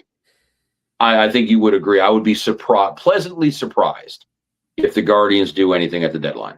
I would be surprised. I definitely agree with you. I will say this. My final point too, Rob, you brought up, we both brought up about a needle mover, somebody that could really impact this locker room.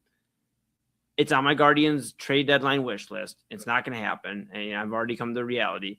But I know he's 34 and he's owed $18 million this year. And I believe about around the same, maybe $1 million higher in the next 2 years.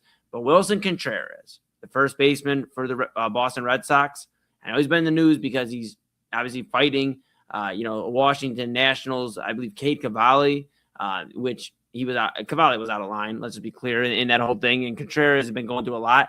I think he's in a spot right now where Boston sucks. Let's be honest. They have no coaching staff that was there to start the season. They've completely gutted the house, and the front office. So if you're Wilson Contreras, you were sold on broken dreams in Boston. He is not there with the same plan that was established when he got there. And now it's like, okay, maybe like the Guardians are a contender. I'm going to tell you this. A contender is going to go out and get Wilson Contreras. I don't think he finishes in Boston this season. I think somebody's going to go out and grab him and say, we need a little bit of a spark in the locker room. Is he going to be consistent all the time? We'll see. But at least he's got the passion. And sometimes passion carries you a long way. That'd be somebody perfect for the Guardians. I just think, unfortunately, the price tag is too high. But imagine him at first, Rob, and then you move Hoskins out to left field. You send Cooper Ingle back down because he's not sure what to do with the baseball. He's not sure if he should catch it. He's not sure when he catches it, if he throws it into the stands. I don't know, bud. But Wilson Contreras, it intrigues me. Well, you bring up another point too with a contender picking him up no matter what's going to happen.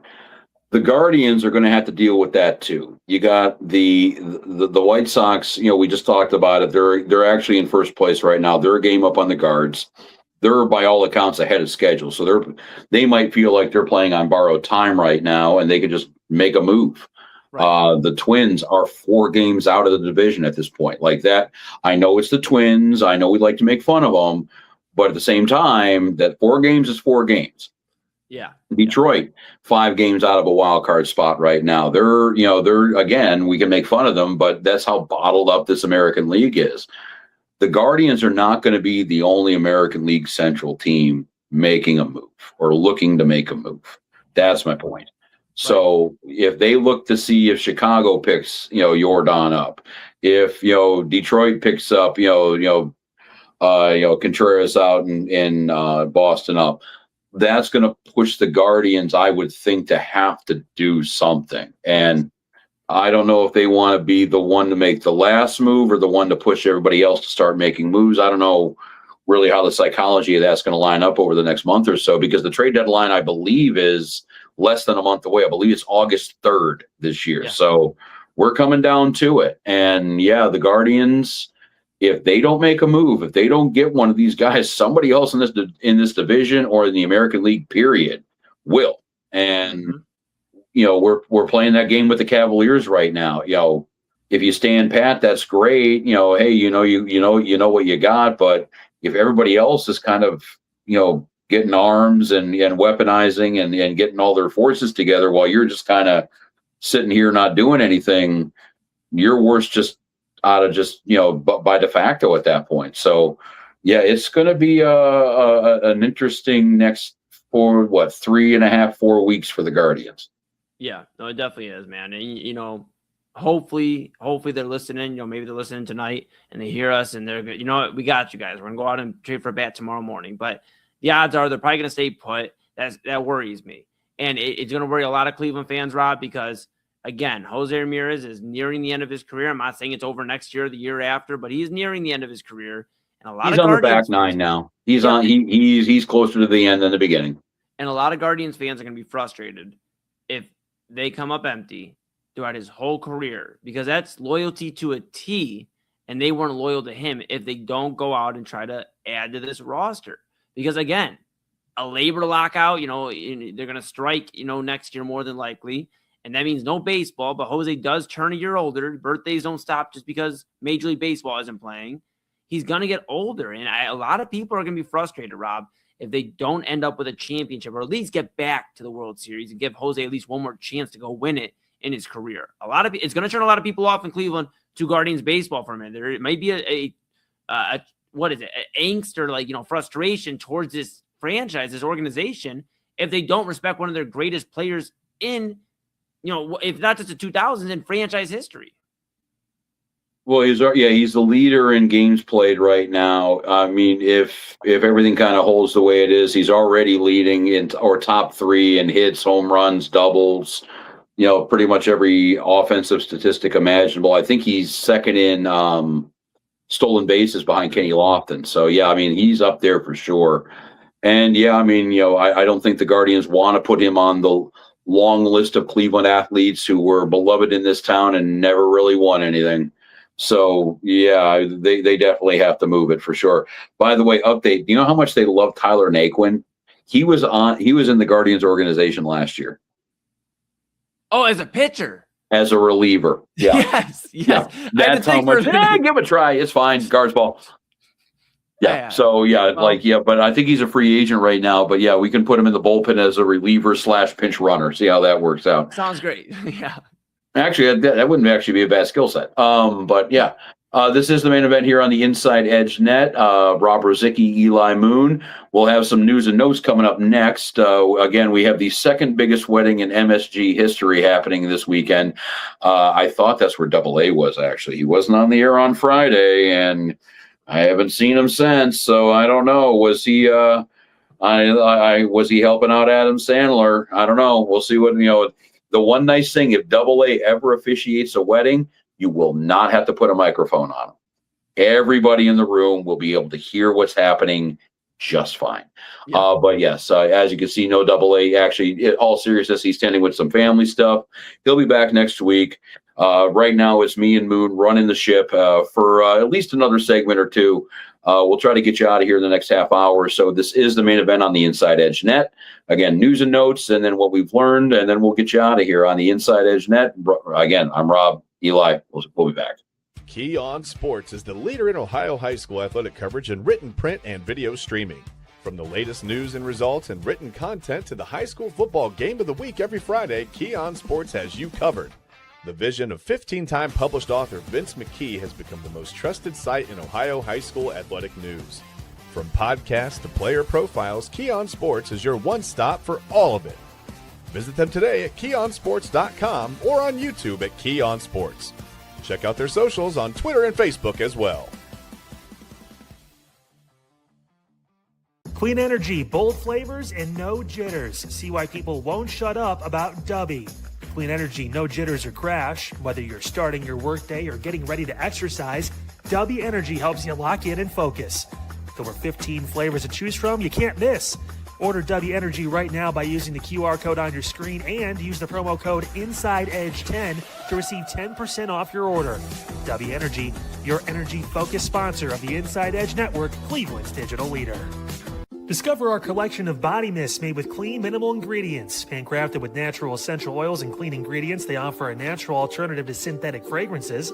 Perfect for sensitive skin and those seeking clean, mindful self-care, and the perfect gift for you or your special someone. Courtesy of Alley Rose Fragrances. First-time customers, use that promo code InsideEdge20 to receive 20% off your order. AlleyRoseFragrances.com, a proud sponsor of the Inside Edge Network, Cleveland's digital leader.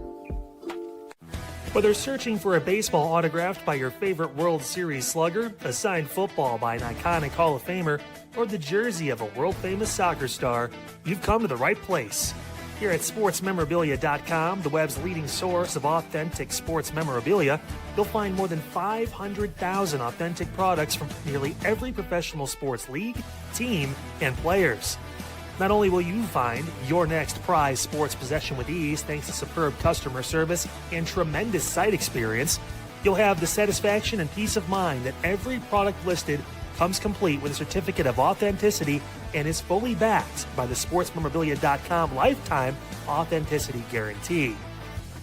Go to sportsmemorabilia.com by using the QR code on your screen right now.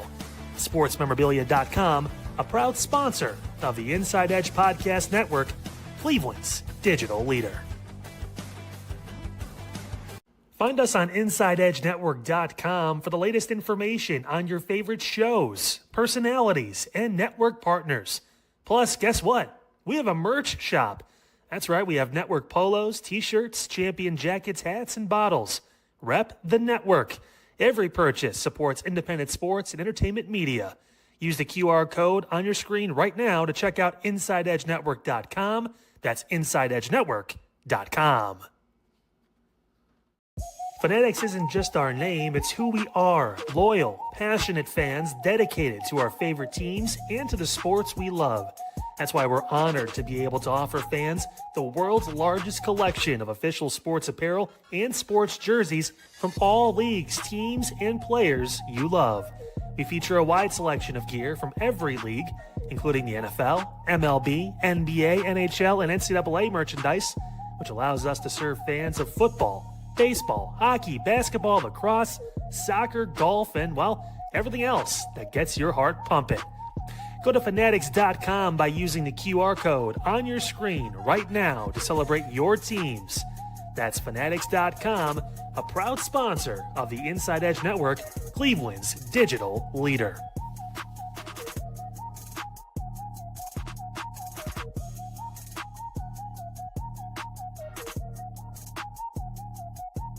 Small business owners are superheroes, but nowadays running your business means doing so inside your shop and on social media. That's why you should make Omega Video Marketing your sidekick. With a decade of content creation experience, I create dynamic, informative, and fun videos for your specific social needs that will increase brand awareness, get you more followers, and keep your social pages and websites current and fresh. I offer flexible pricing and turn times and will work with you to understand your brand and your story. All of that comes from the heart. My award-winning expertise is just the cherry on top. So let's get connected. After all, your brand is the alpha and my expertise is the omega. Discover our collection of handcrafted candles. That's right, every product is thoughtfully created in small batches free from harmful toxins for mindful everyday indulgence. Our candles are hand-poured in coconut soy wax with natural wood wicks, offering a long-lasting burn and rich fragrances. Create a cozy, safe ambiance for your home with candles from Alley Rose Fragrances.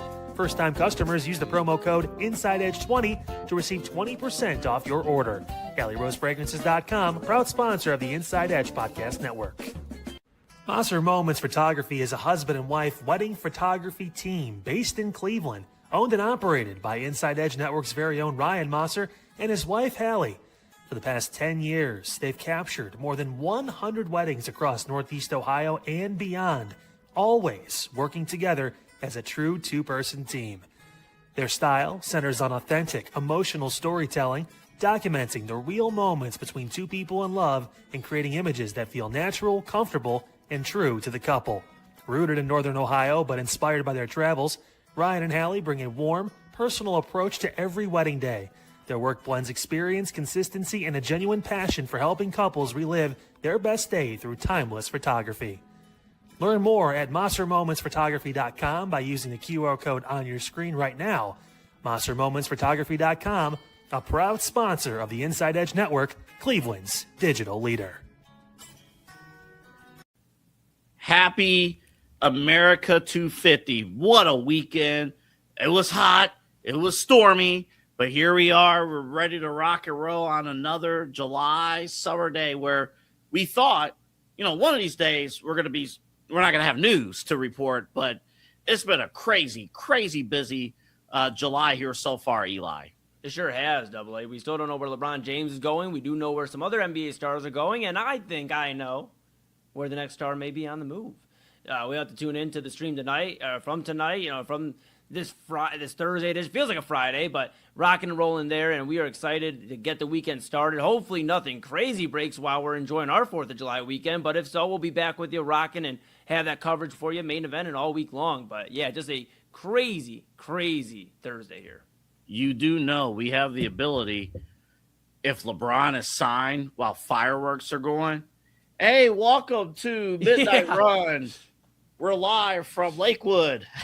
Yes. Choo, choo, choo. And this is going. Oh, man. Yes. Great stuff. We have daily programming each and every single day. We have stuff right here on the Inside Edge Network. But remember, Monday through Friday, unfiltered at 5. Inside Edge Primetime, Eli and Chad B at 10. Autumn Chisholm has the Daily Spiral at 11. And then at midnight, it's my show, the highly educational Midnight Run, right here on the Inside Edge Network. I forgot to mention Kyle Cornell with Unfiltered. He has you covered there as well at 5 o'clock. But you guys enjoy. Have a great weekend. Make sure you spend time with your loved ones. Everyone, enjoy yourselves. Have fun, recharge, and be ready to row with us here at the Inside Edge Network.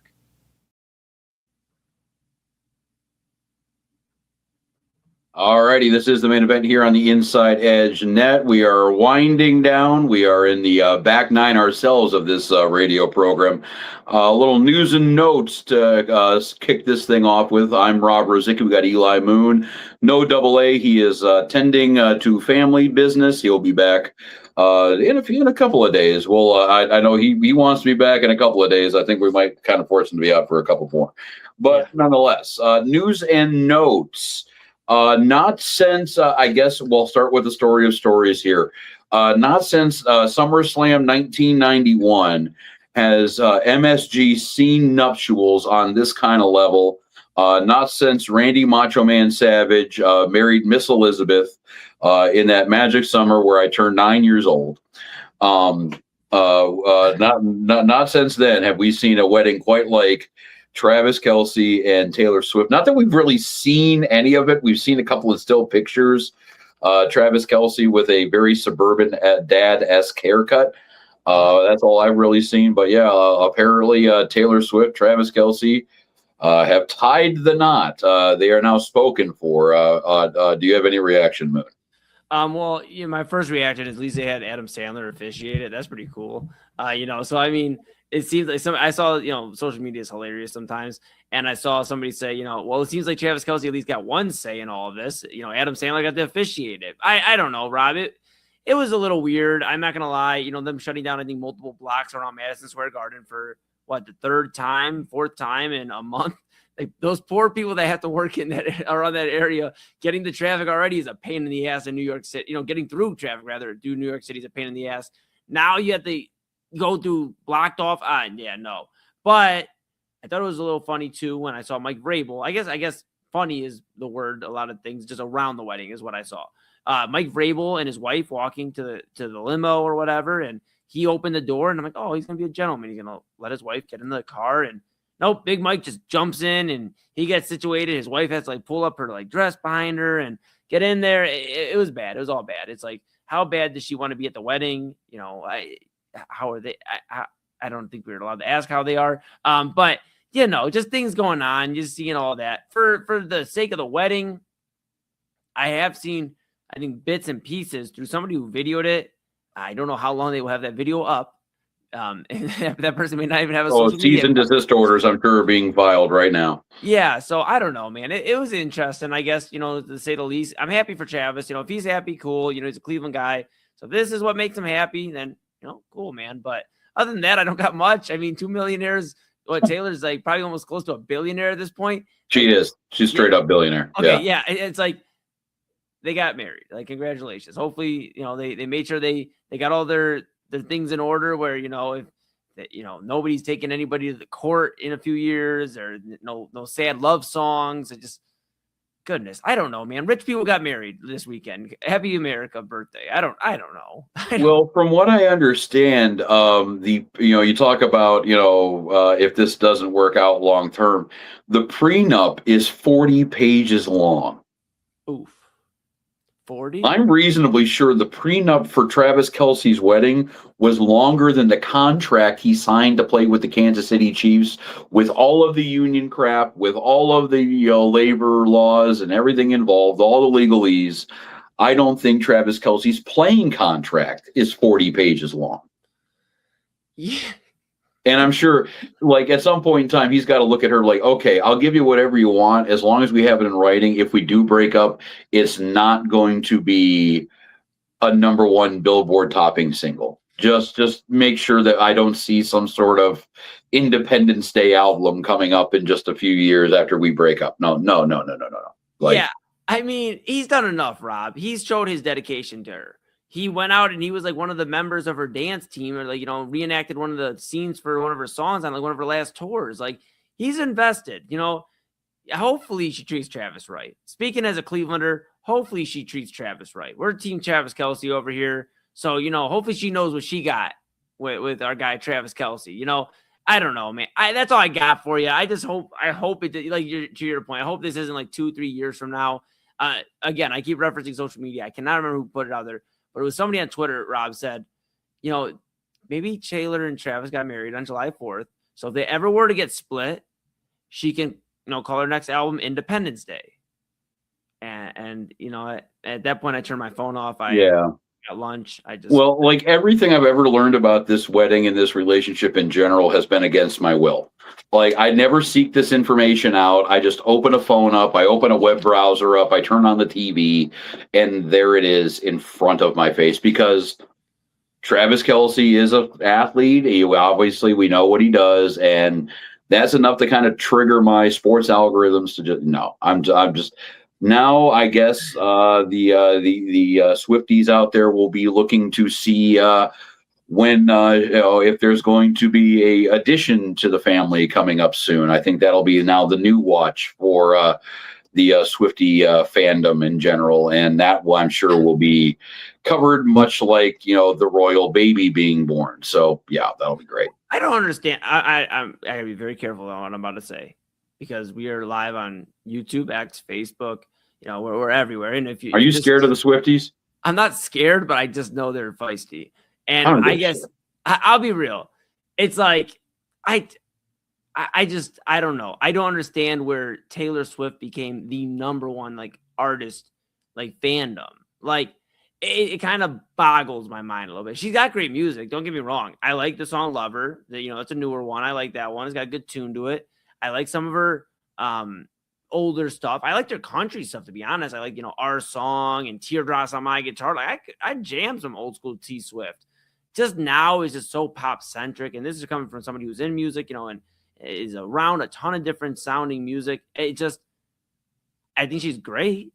I just don't understand like the Michael Jackson-esque like fandom over her. I don't know. I don't know. I may have just pissed off everybody online. No, I mean, like, and I'll hop on that bandwagon with you. It's she's a little bit like the Knicks right now, the other tenant of Madison Square Garden. Yeah. I like the team. They're fun to watch. They're deserving of my respect from a talent level. From like, they're good. It's just the fans that annoy the living crap out of me. It's the people around it, the people talking about how great they are all the time. And much like the Knicks, yes, Taylor Swift is great, but she's not, like, okay, if the Knicks go out and win another title next year or two more after that, then okay, then we could start talking about that kind of stuff. But right now, you're the 8th individual champion in 8 years. Let's okay, we're happy for you, but chill out. So yeah, the fans are more nauseating for me than the actual product. But yes. Agreed. Speaking of that, let's move on from this. Yeah, absolutely. Yeah. This is news and notes here on the main event, Inside Edge Net. Let's see. Yeah, we'll talk a little bit more of a manly story here. It looks like, and you brought this to my attention because, quite honestly, I'll like, much like soccer, I'm not really into it. Apparently, Conor McGregor is fighting again next week. And yes. How old is he? 50? He's not. He is not 50. He is 37. He'll be 38 3 days after this fight, Rob. July 14th is his birthday. He fights July 11th against Max Holloway. And for those that, don't follow MMA, that's okay. He's fighting Max Holloway. This is a rematch, essentially, of what, years ago. And Max Holloway, they talked about, hey, are you going to finally be able to get the Conor McGregor win under your belt? Now, for those that don't know, Max Holloway's been in the game for a long time, too. He's 34 years old. He's not much behind Conor McGregor. He's somebody that is well respected when it comes to one of the better fighters, if not one of the greats of the 2000s and 2010s, 2020s. But he's also somebody that has a few things he hasn't accomplished. He hasn't got to the Conor win, the big marquee win. Again, he's been a champion, all that, but for the mainstream breakthrough, he's never been able to do that. Now, for him, this is pretty personal because, again, he lost in a decision, 3 rounds, unanimous against Conor way back, and I'm looking for the exact date here, August 17th, 2013. Okay, that was 13 years ago. So he's been waiting on this for a while. So that's why there's a lot of interest in this fight. The fact that for Conor, he's coming back, he had the injuries and the letdowns and then all the legal stuff and then everything else. And he kind of stepped away from MMA. And then you have Max, who's really kept his head down, done his thing. Like I said, has lifted gold in the UFC. He's done his thing. He just hasn't had that mainstream breakdown. That's the big selling point for the fight. You can like Conor McGregor. You don't have to like Conor McGregor. I can understand why you wouldn't like Conor McGregor. But he is somebody that his last fight was July 10th, 2021. He was going to fight against Chandler. He hurts his toe. He's not able to fight in that fight. So now we've been waiting 5 years from the return. This is something that can rejuvenate MMA a little bit. Whether you like him, whether you don't, Rob, I believe that this is a reason a lot of people that are casuals will tune in. We talk all the time. And when we do talk MMA on Main Event, is there's not a selling point for the UFC. And if there is, it's a lot of times somebody that's a bad guy. Now, Conor, he's got his mixed stuff. I get that. Like, he's got mixed reaction. He's done some questionable things. But he's somebody that's still beloved by a ton of the fan base. He does show love to certain, people in communities and all the things. Again, he has his flaws. Nobody's perfect. But I think he's somebody that a lot of the UFC fans rock with, will draw casual fans there.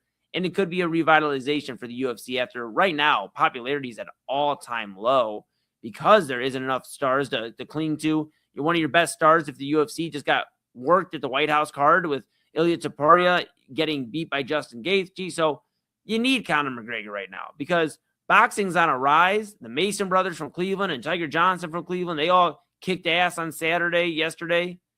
Boxing could really take over MMA again and become the face of combat sports. So this is big for the UFC, whether you like him or not. He's going to give a little spark back to the MMA world. Yeah, and I don't disagree with anything you're saying about, McGregor bringing in the casuals and, bringing some eyeballs to the whole thing, especially after a 5-year wait. Great man once said, how can I miss you if you don't go away? Right. But I think the bigger issue for MMA is that they are in that spot. They don't have any other folks who are, current, practicing fighters. McGregor's not going to resume a normal schedule fighting every 4 months, 5 months. He's not going to be that. They're going to bring him out for special attractions. They're going to bring him out for big deals. Like, that's what it's going to be. MMA doesn't, and this is a UFC fight, correct? This is correct. A UFC Dana. Okay. Yep. Yeah. Like the fact that they don't have a lot of others, like I've heard of Max Holloway, so that's good. Yep. But the fact that there's not a lot of new guys that are coming up that are on that level of a McGregor or Chuck Liddell or, any of the big, Rampage Jackson, like there's nobody. Well, actually Rampage is there's no current fighter who's kind of fighting that normal schedule who's going to be taking a break to go film the A-Team or be on, Conor was in a couple of movies. So there's nobody on that level right now.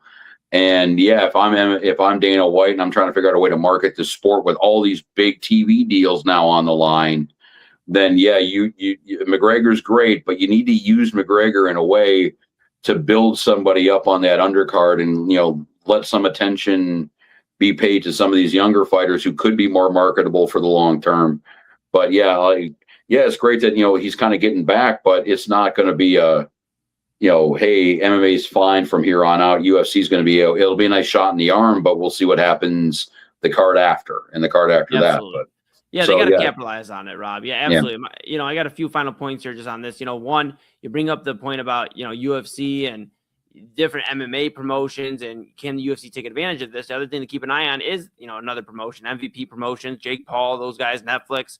They're going to look to do this. I keep bringing it up from time to time. They're going to look to do this Francis Ngannou and John Jones fight. John Jones is actively trying to get out of his UFC contract per reports. So he's going to try to fight Francis Ngannou. It's going to be a crazy big heavyweight fight. The fact that Netflix and MVP Promotions are going to get that possibly, that's insane. It's something that MMA fans want to see. I wouldn't be surprised if it's Netflix's most viewed event. And I know that's saying a lot. They have a lot of stuff on there, but I'm telling you, Rob, that will bring in MMA fans, casual fans, boxing fans, because Ngannou's on a few boxing matches against some of the greats, heavyweight greats right now. So that could be big. But we'll see what the UFC does. They do have some guys that they can kind of rise to the occasion, get them into more of a marketable spot. They're in a tough spot because of these other promotions, but they have the capability. They are still the standard for MMA. The McGregor thing's interesting. My final point on this is, yes, UFC 329, he fights Max Holloway. This is a big fight for both of them to put him back into welterweight title discussion. Of course, there's some other worthy opponents, but Conor has a tie here. If he wins against Max Holloway at UFC 329 this upcoming Saturday, he will probably be catapulted to either a number one contender fight, just it is what it is because he's Conor McGregor, or he's going to be put into the title shot. The welterweight champion right now is Islam Makhachev. Islam Makhachev, he is a beast. He is very, very talented. First off, I believe, I'm just double checking here. Right now, he trains at American Kickboxing Academy. Now, that's Javier Mendez. Okay, that's great. Now, here's the kicker. Who also trains at American Kickboxing Academy, who's a coach now at this point? Habib Nurmagomedov, who is one of Conor's biggest rivals. They had the bus incident where Conor was, Habib's team, I believe, was throwing the chairs through the van and all the crazy, or the bus, crazy stuff. All of that ties together because now Habib's the coach for Islam Makhachev. He's somebody that you can stir it up. You can have that battle. And if you have Conor go fight, there is a way for the UFC to capitalize on this for the next, because of how fights go and you have that recovery time because of medical suspensions and things like that. This could stretch into next summer where we're looking at Conor fighting Islam if he fights one more time before that. There's a few other very worthy welterweight contenders. I'm just saying there's a lane here, and the UFC could find a way to revitalize themselves if they play their cards right. And of course, it comes down to who wins in the cage. And if Conor can take care of his business, the UFC is going to look out for their moneymaker. Is it the fighter's last name is Islam?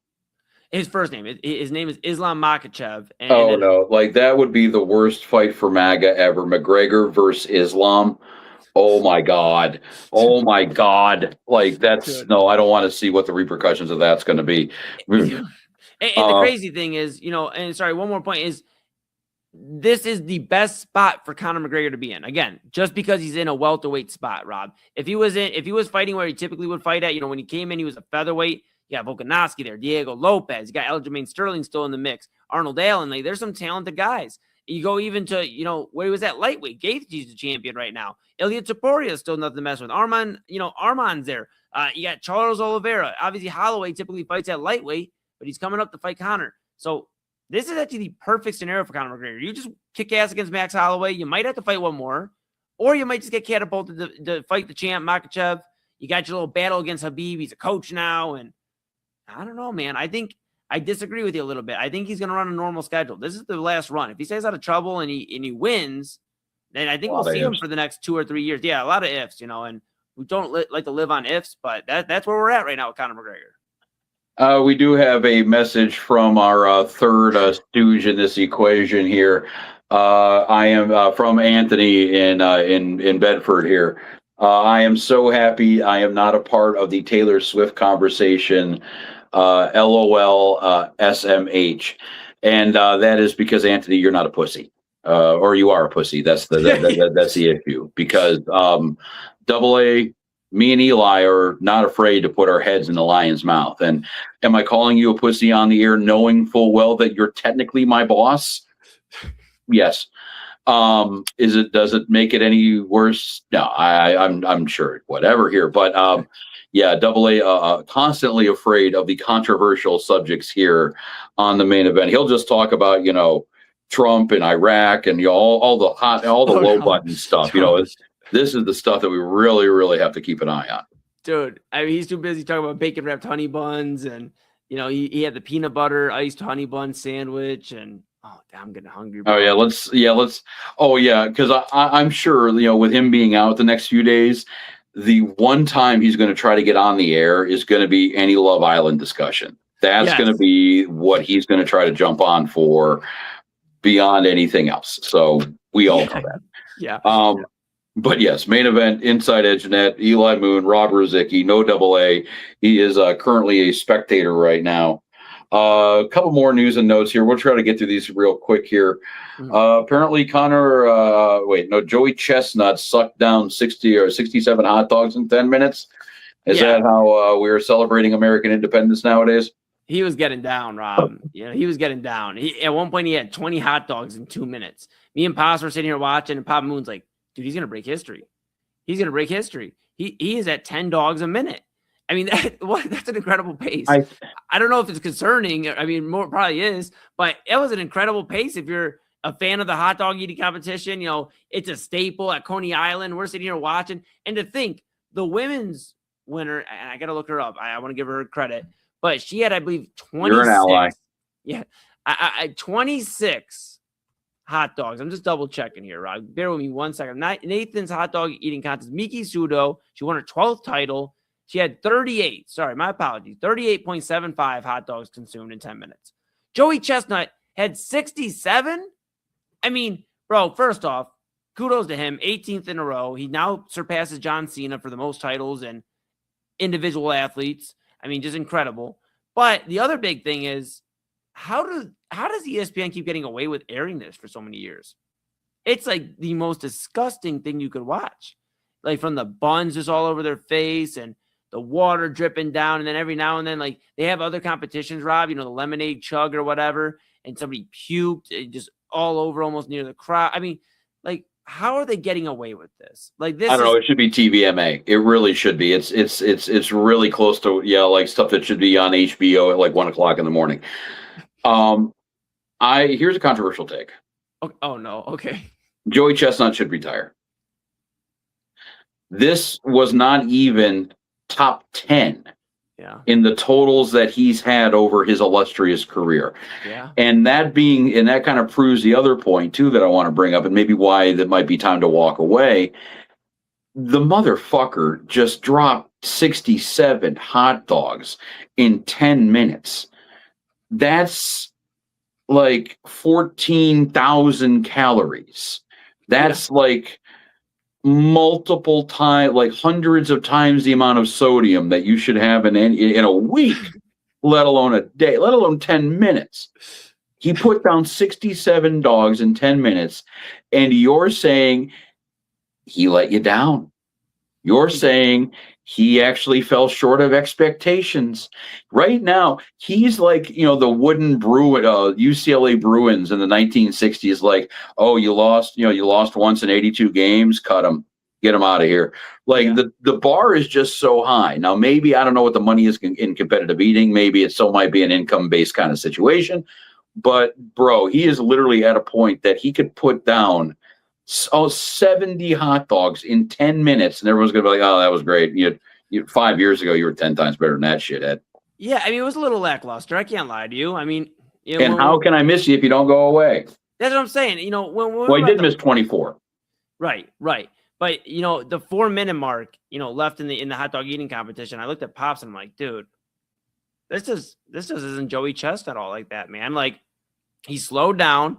I mean, he lost like 3 dogs per minute, but near the end of the competition, I mean, just that it was disappointing. He didn't even get the thread in the 76 hot dog. You knew at the halfway point, he knew he had it in the bag. You kind of see him coasting, and it's like, if you're not going to give the respect to the game anymore, you're just in it for the fame, then maybe give it to somebody else, man. You know what? There's other guys that are hungry for it. Go out, literally hungry for it. Go out and let them get it. But no, kudos to Joey Chestnut, 18th in a row, or not in a row, but 18th title, and that's pretty cool, man. But yeah, Rob, he may be slowing down. His stomach may finally be like, hey, we can't keep doing this, man. We gotta stop. We gotta call it quits. So Well, and to tell you though, in all due respect, we'll be a little bit of a devil's advocate here for Chestnut before we move on here. He won with 67. Number 2 was 51. So like he's still blowing he's still like the Wilt Chamberlain to the NBA right now of competitive eating. But yeah, he's just at a point where he just can't make anybody happy. But maybe what's up? Real quick, Rob. Maybe he needs a rival then. He's had Kobayashi and he pushed him to higher heights. He had Matt Stoney for a minute, was pushing the higher heights. Guys have come around for a little bit and pushed him. Right now, he's like Tiger Woods. Rival. Yeah, he's like Tiger. That was the thing that you could always kind of criticize about Tiger's dominance was he never kind of had a consistent rival. Was it VJ? Was it Phil Mickelson? You had a bunch of, David Duval was in there, Ernie Els, all that kind of stuff, but it was never kind of one guy. There was no Jack to Arnie and same kind of with Joey Chestnut. Yeah. But moving on here, this is News and Notes main event here inside EdgeNet. We shot the whole midnight thing to hell and back. We're doing all right. Last story here in this whole schmaz, I guess. We'll save actually the rule change in the NBA for next week. I know it's going to be kind of an older story, but this just happened today. If you look at a box score, just kind of at the outset, you see that the Miami Marlins, they defeated the Las Vegas Athletics of Sacramento 9-8, and that doesn't tell nearly the story. There was a little bit of drama happening with the Marlins. Their starting pitcher, Eduardo Perez, I believe, Yuri Perez, was 6 innings. Actually, it was through 7. It was 21 up, 21 down. Right. And the Marlins decided to go to the bullpen. The pitcher had not given up a run, nor a hit, nor a walk, nor a base runner. He pitched exactly the minimum. And for those of you who are screaming, he had 92 pitches through 7 innings. And you see what happened with the final score. They were up 9-0 before this whole, or 8-0 before this whole thing started. A grand slam given up by the bullpen in the 8th inning, and then a 3-run 9th inning required Florida to score a run at the end of the game to give them the 1-run win. How are you on managers pulling guys with no hitters, with perfectos going, and then reaping what they sow? I mean, yeah, you got to be careful with it, right? We had a little bit of a taste of that, not a perfect game opportunity, but no hitter with Parker Messick earlier in the year. And I was on the phone, talking with, our guy Chad here on the Inside Edge Network, co-host of Inside Edge Primetime. You hear him and I Monday through Friday here, 10 to 11 p.m. But, we were talking, and he mentioned a good point. You got to be careful with these guys' arms, especially when they're younger in their career. You don't want to have them have some catastrophic injury with the elbow or something, and now their career is shortened just like that. But there's 23 years old. 23 years old as a pitcher. Right, and there's that factor, but there's also the factor of just monitor it, man. If he's not in any danger, he's done 21 up, 21 down, perfect through 7 there. Why not just see what he can get himself into? You set a hard pitch count out, like, hey, 110. At 110 you're done. Whatever it is, and just see what he can do and let him get you to the end of the ball game. But I'm not the biggest fan of it. I think you should have gave Perez the opportunity. You don't get close to that type of thing very often. So it would have been cool to see him get that opportunity. It sucks, but it's kind of a product of modern baseball. I'm looking at Perez's game by game here. He went 7 innings in the first week of the season, but after that, he had only one start where he actually was pitching into the 7th inning.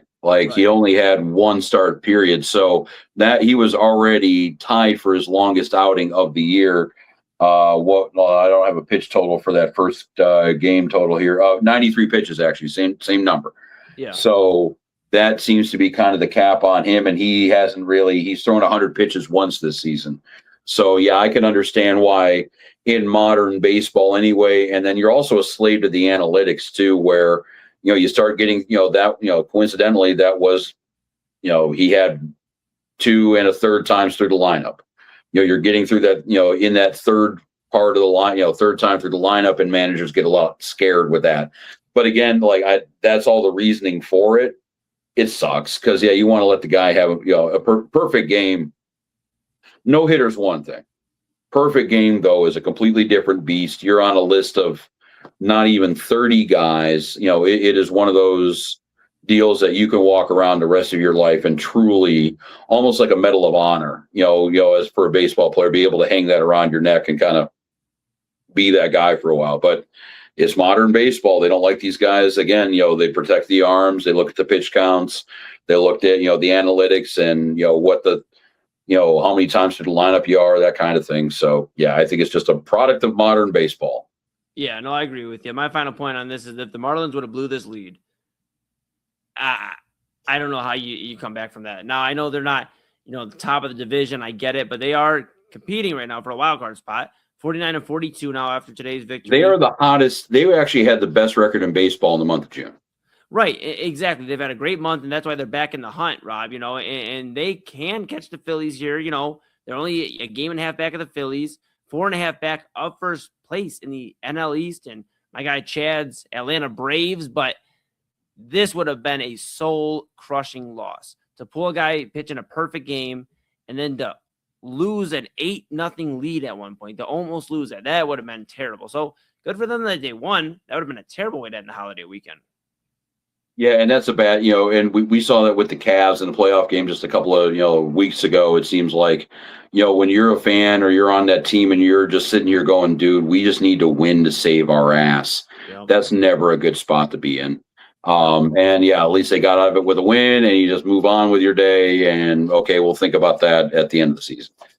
This is the main event here on the Inside Edge, and that was news and notes. Do we want to take a break or do you just want to plow into what we've learned and try to get all these happy listeners on their merry way here? You know what, Rob? Let's do it. I'll go first if you're okay with that. All right, that's fine. Yeah, we can handle that. Yeah, what we learned this week and what did I learn? I learned that it's important to spend time with people that you haven't seen in a long time. I haven't seen a lot of my extended family on my dad's side for quite some time, and it was good to see some cousins, my aunt. It was very good to see my Aunt Vicky. I have not seen her in quite some time. She's dealing with some health things right now, and yeah, I mean, I've always had a pretty great relationship with her. She called me Bam Bam, which because I was, when I was younger, I had a cast on my hand because I was always a clumsy kid. Yeah, I was a clumsy kid though, Rob, and I would always, on the food tray, I just would boom boom, like Bam Bam from the Flintstones. So that's what my Aunt Vicky calls me. So it was good to see her. Good to see my mom, my dad, spend some time with them, and it was just important, like I said, to see some cousins, and everybody out there that I haven't seen in a while. So it's good to do that. Good, on Friday we had a great show at Brothers Lounge. It was cool to see community come together and rock out. Very proud of everybody that performed. And I guess ultimately what I learned this weekend, Rob, is that it got really hot for a minute, then it got semi-hot for a minute, and I got to spend time with community and family that I haven't seen in a while. Got to see some cool fireworks, and I think despite, ultimately what I learned this weekend in this ramble is, despite it feeling like it's raining, whether it's physically raining, like literally like earlier today, or if it feels like it's raining in your life right now for whatever reason it may be, the sun will come out. I know it sometimes feels like, hey, dude, like it's been 10, 15 days in the rain. When's the sun, whatever. Some of you out there might be feeling like it's been a month or two in the rain. Just know the sun will come out again. Lean on your support system, whether it's family, friends, if it's your faith. I'm not here to tell you what to believe in or what not to believe in, but whatever you got to lean on, do so in those times, in these times you're feeling that like right now. So that's what I learned this weekend. Just appreciate the support system, and we'll get through the tough times together here. And we got friends here on the Inside Edge Network. Rob and I try to, and obviously AA rocking with us, on the Sunday nights. The three of us and across the network try to keep you entertained with a myriad of different things. We hope we do that, and we can give you a little escape for just a few hours and keep you busy all week long. That's what I learned, Rob. Nice. What I've learned, actually, and I learned it the last couple of days here, and I think I've learned that we need we need to honor our history better, and especially here in Cleveland and with baseball. I wear this hat. It's not a Boston hat. I've had people look at me and ask me why. No, this is the Brooklyn Dodgers. And even though it does itch a little bit on my bald head, I do wear it most of the time for shows. And it's for one simple reason. It's because Jackie Robinson, at least in my mind, is the most important sports figure of the 20th century, if not one of the most important Americans of the 20th century. I think what he did when he integrated baseball back in 1947 was just as important as really anything that anybody did besides guys like Abraham Lincoln, like George Washington, maybe Martin Luther King, Neil Armstrong. Those are the guys that we're talking about here. Mm-hmm. And because he did something that truly made the national pastime and this country a better place. He integrated baseball. I know we don't have to go through the story. If you don't know it, honestly, I will. I don't like to say this to listeners often, but if you don't know it, shame on you and Google it. What he did was make this country whole, or he brought it very closer to making it whole. He made the national pastime truly accessible for everybody. Everything that we have been celebrating with this World Cup, with the world coming together, no matter where you're from, what color your skin is, man or woman, what what religion, who you love. If you're a soccer fan, and if you're a fan of just a good time, you're having a great, great time with this World Cup. Togetherness. And Jackie Robinson did that in April 15th, 1947. What also is the case, though, is that his legacy and his mythology. He is an American god at this point. He is like Hercules. He is somebody we will talk about for hundreds of years after this.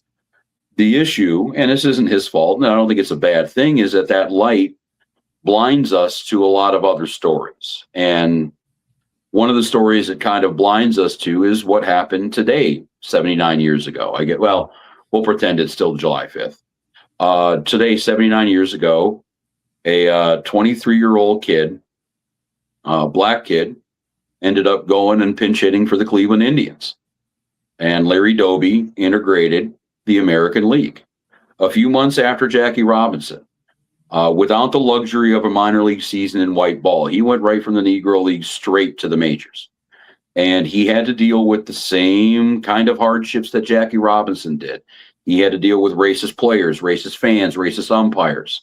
And all kind of hell came down on Larry Doby. And that being said, baseball does a wonderful job, pulling out these hats every April 15th and honoring Jackie Robinson. And they need to continue to do that as long as there is Major League Baseball played in this great country of ours. We need to do it for Larry Doby, too. We need to have Larry Doby Day in Cleveland every July 5th and have baseball take part. Have baseball wear the number 14. Have baseball honor what Larry Doby did in integrating the American League. Because when he was doing that, it was not a foregone conclusion that this experiment was going to work. Jackie, if he would have misbehaved, if Larry Doby would have done something dumb to trigger the fragile ego of white America, this would have been gone as fast as it started.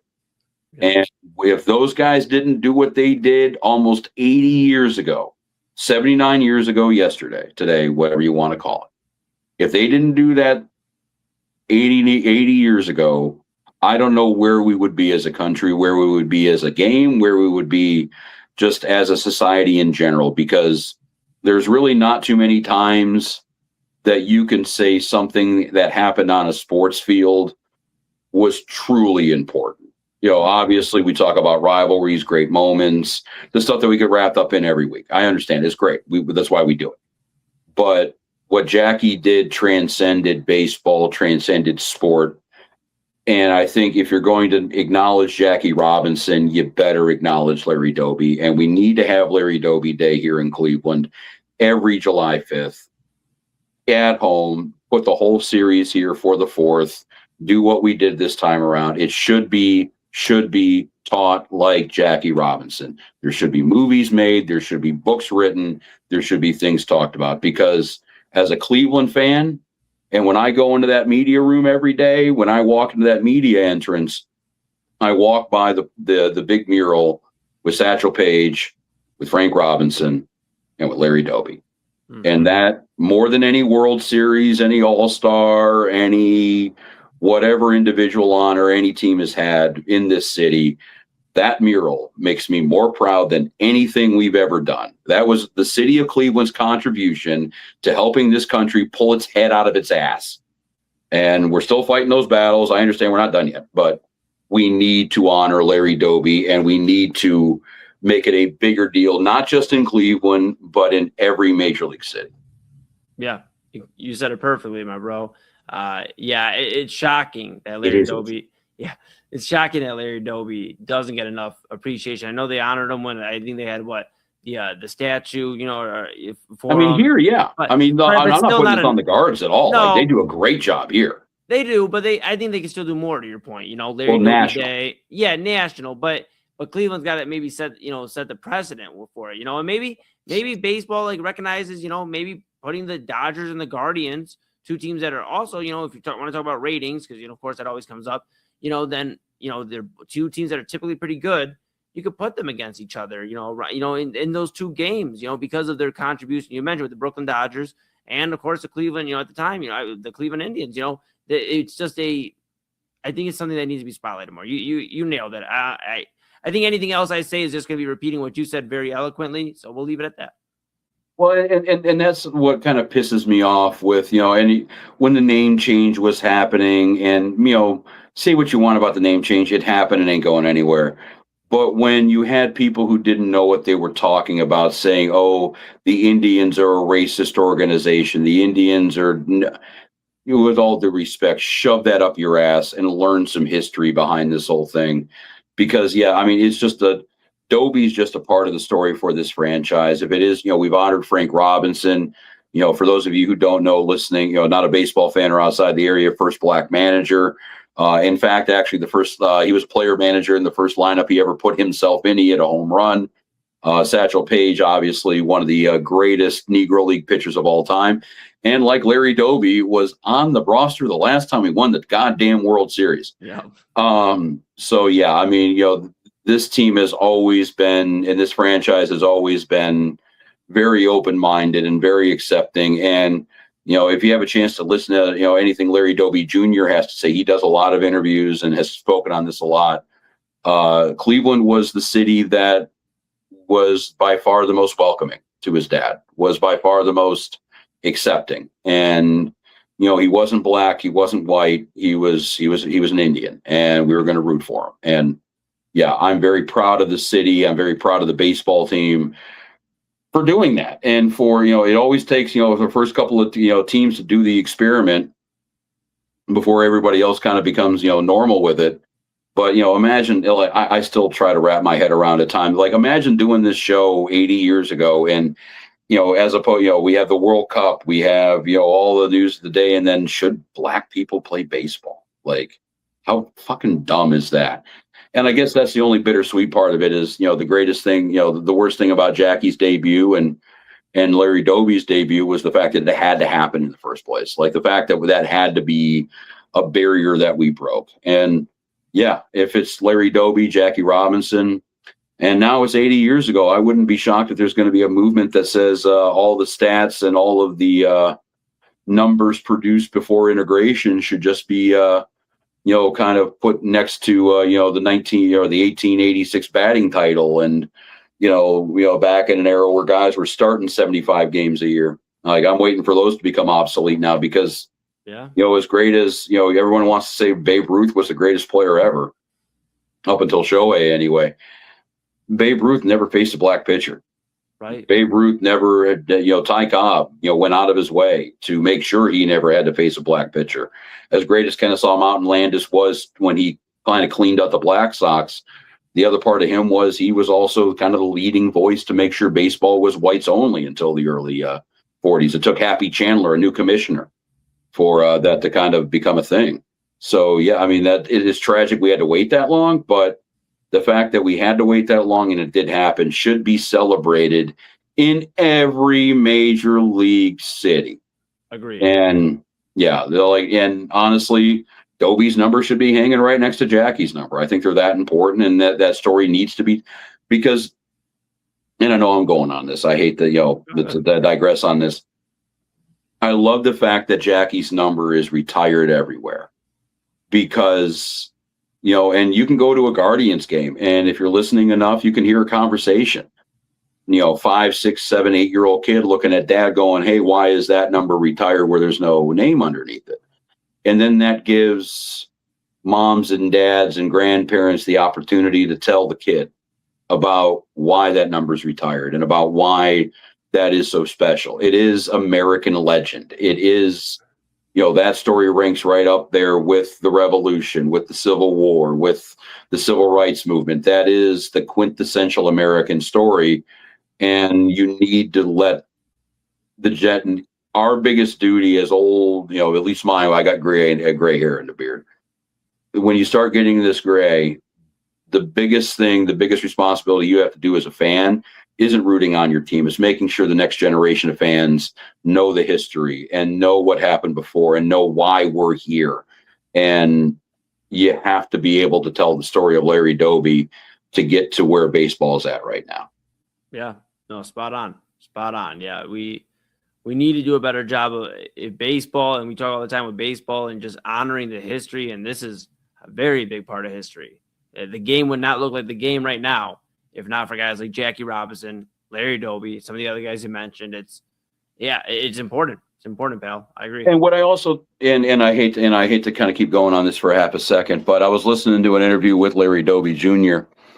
and what you also have to remember too in these stories, Ty Cobb later in life became a little bit more accepting of what was happening and understood the world was changing around him and understood that he was growing up. He was from a different time. And one of the players actually that was hell on Jackie Robinson was Eno Slaughter. He was a member of the Gas House Gang, St. Louis Cardinals back in the 30s and 40s. And yeah, he's Southern, racist son of a bitch. And he would be the one that would spike Jackie at first base, coming across. And, time passes, whatever happens. He gets the head coaching gig over at Duke, baseball team. Mm-hmm. And one of the players that shows up he's on scholarship, Larry Doby Jr. It was Larry Doby's kid. And, he was telling the story firsthand, and he said straight up, he goes, no, I mean, I knew all the history behind it, but, Slaughter gave me my fair shake. He was a great coach. I had a relationship with him until he died. He was friends with my dad. They busted each other's balls. For as much of the racism that was there. And the reason why I bring that up is because I always use Slaughter as kind of an example as the racist son of a bitch in baseball at the time. We also have to point out the idea that guys can change and people can look and see things a new way, in a different way, in a better way. I've seen interviews with Red Barber, who was ready to quit the Dodgers when Jackie got the gig there. And, then he said it firsthand. He goes, then I got to know the man. Then I got to see the man play. I got to see how the man handled adversity and how he handled the hell that he was going through. And I couldn't help but not respect him. I couldn't help but honor the man. And I changed my mind. And I think with every one of those stories like Jackie or Larry Doby or any of these kind of changing of the thinking stories, we have to recognize the people who were smart enough and self-aware enough and just a good enough person to change with the times and understand that maybe, okay, I might have seen it this way for 50 years. I might have to change things up now. Yeah, no, for sure. Yeah, yeah, man. Yeah, no more words, Rozycki. All right. Crazy times we live in now. And it's crazy that we're still having debates about some of this, not to the extreme level I'd say to this, but it's still sad that we still have to have debates about just people loving people, man. I don't know why it's so difficult nowadays, but people just need to love people. Oh, and to leave with you guys too, we do have some breaking NBA news. This is according to Shams. Come on, no way. we still have no idea where LeBron's going to go. So, oh no! See, I faked you out there. You're going to have to keep listening to the Inside Edge Net if you're going to want to get the coverage on where the fuck LeBron James is going to go. We think it should be happening in the next couple of days. But yes, if it does happen, rest assured, there will be numerous people with the Inside Edge Net diving towards a phone, diving towards a webcam, and we will be with you the very second we possibly can be. We'll keep an eye on LeBron. Obviously, we'll keep an eye on what's happening with the Cleveland Guardians. They're wrapping up to the All-Star break. We'll see if the Cleveland Browns do anything stupid between now and next Saturday, Sunday. Or smart, okay. Okay. Yeah, I mean, well, it's the off season, so yeah, there is room for potential here. Eli, you have a wonderful vacation. I believe you're what, joining Victor Wembanyama and studying with the monks of northern Manchuria right now. That is is that correct? Not correct, but I will be vacationing soon. I will be, so Double A is going to miss at least the next few days, taking care of, like I said, we mentioned some family things. So I'll be in this week, Rozycki. I think that's all BS. I think he was really at the wedding because he wasn't on air Friday. Yeah. Where was he at? And I'm sure if he was at the wedding, he had to sign an NDA, and Lord knows that little bastard does not have the money to pay out an NDA. So, I mean, is this all a cover story? Is he out there? Is that why he's afraid to talk about the Taylor Swift thing? Because Taylor's about ready to just punch him in the face if he does? Oh, no. Poor Double A. All I know is he'll be out the next few days. He'll be back potentially later this week. We're trying to, he may take the week off. We'll keep you updated on Double A, but expect him to be out Monday, Tuesday at least. So I'll be here with you this week. Inside Edge Network. Unfiltered is off this week. Look out for replays. We'll have a bunch of the programming throughout the week. But the evening block, we'll have Inside Edge Primetime. The regular crew, Chad, Brian, and I will get into some different discussion about a whole myriad of sports topics and everything else that crosses our minds throughout the day. We'll have the Daily Spiral with Autumn Chisholm, and she'll be joined with myself tomorrow. And then Tuesday, myself as well. So I got double duty with Autumn, and then we'll see what the rest of the week looks like. Midnight Run, keep an eye on that with Double A out the next few days. We may have some special surprises for you for Midnight Run this week. And then, of course, when Double A is back, he'll resume Midnight Run and his Daily Spiral duties. And we're excited to get him back in the fold once he, like I said, takes care of what he's got to take care of. So, yeah, bro, busy week. But then the following week, vacation. I'm going to try to get a tan. Yeah, I said have a great run on vacation, and I got a 45-minute monologue of everything we are doing. Wow, we are busy as shit here at the Inside Edge Net. But yes, thank you to Double A. If you are still wandering around Lower Manhattan, get back soon. We miss you. And yes, if any homeless guy asks you for money, just run in the opposite direction. Yeah. But yes, sum everything up here real quick. Yes, remember, England did beat Mexico today 3-2. Guardians got 3 All-Stars beyond all sorts of common sense. Here we are. And Team USA in action with their best player, with Flo Balogun, will be in there. Donald Trump made a call, and we got the decision reversed. But yes, keep an eye on what LeBron's going to be doing. The World Cup's going to be in action. The U.S. State's in action tomorrow. And every step of the way, we will be with you on the Inside Edge Net, except when we're on vacation. And in the case of Kyle Cornell, that's this week. In the case of Moon, that's next week. And I don't know. I'll be asking to time off, I'm sure. But yes, for everybody here at the main event, we got Eli Moon. I am Rob Rozycki for Double A in absentia. This is the main event on the Inside Edge Net. Thank you for listening, and we'll see you next week.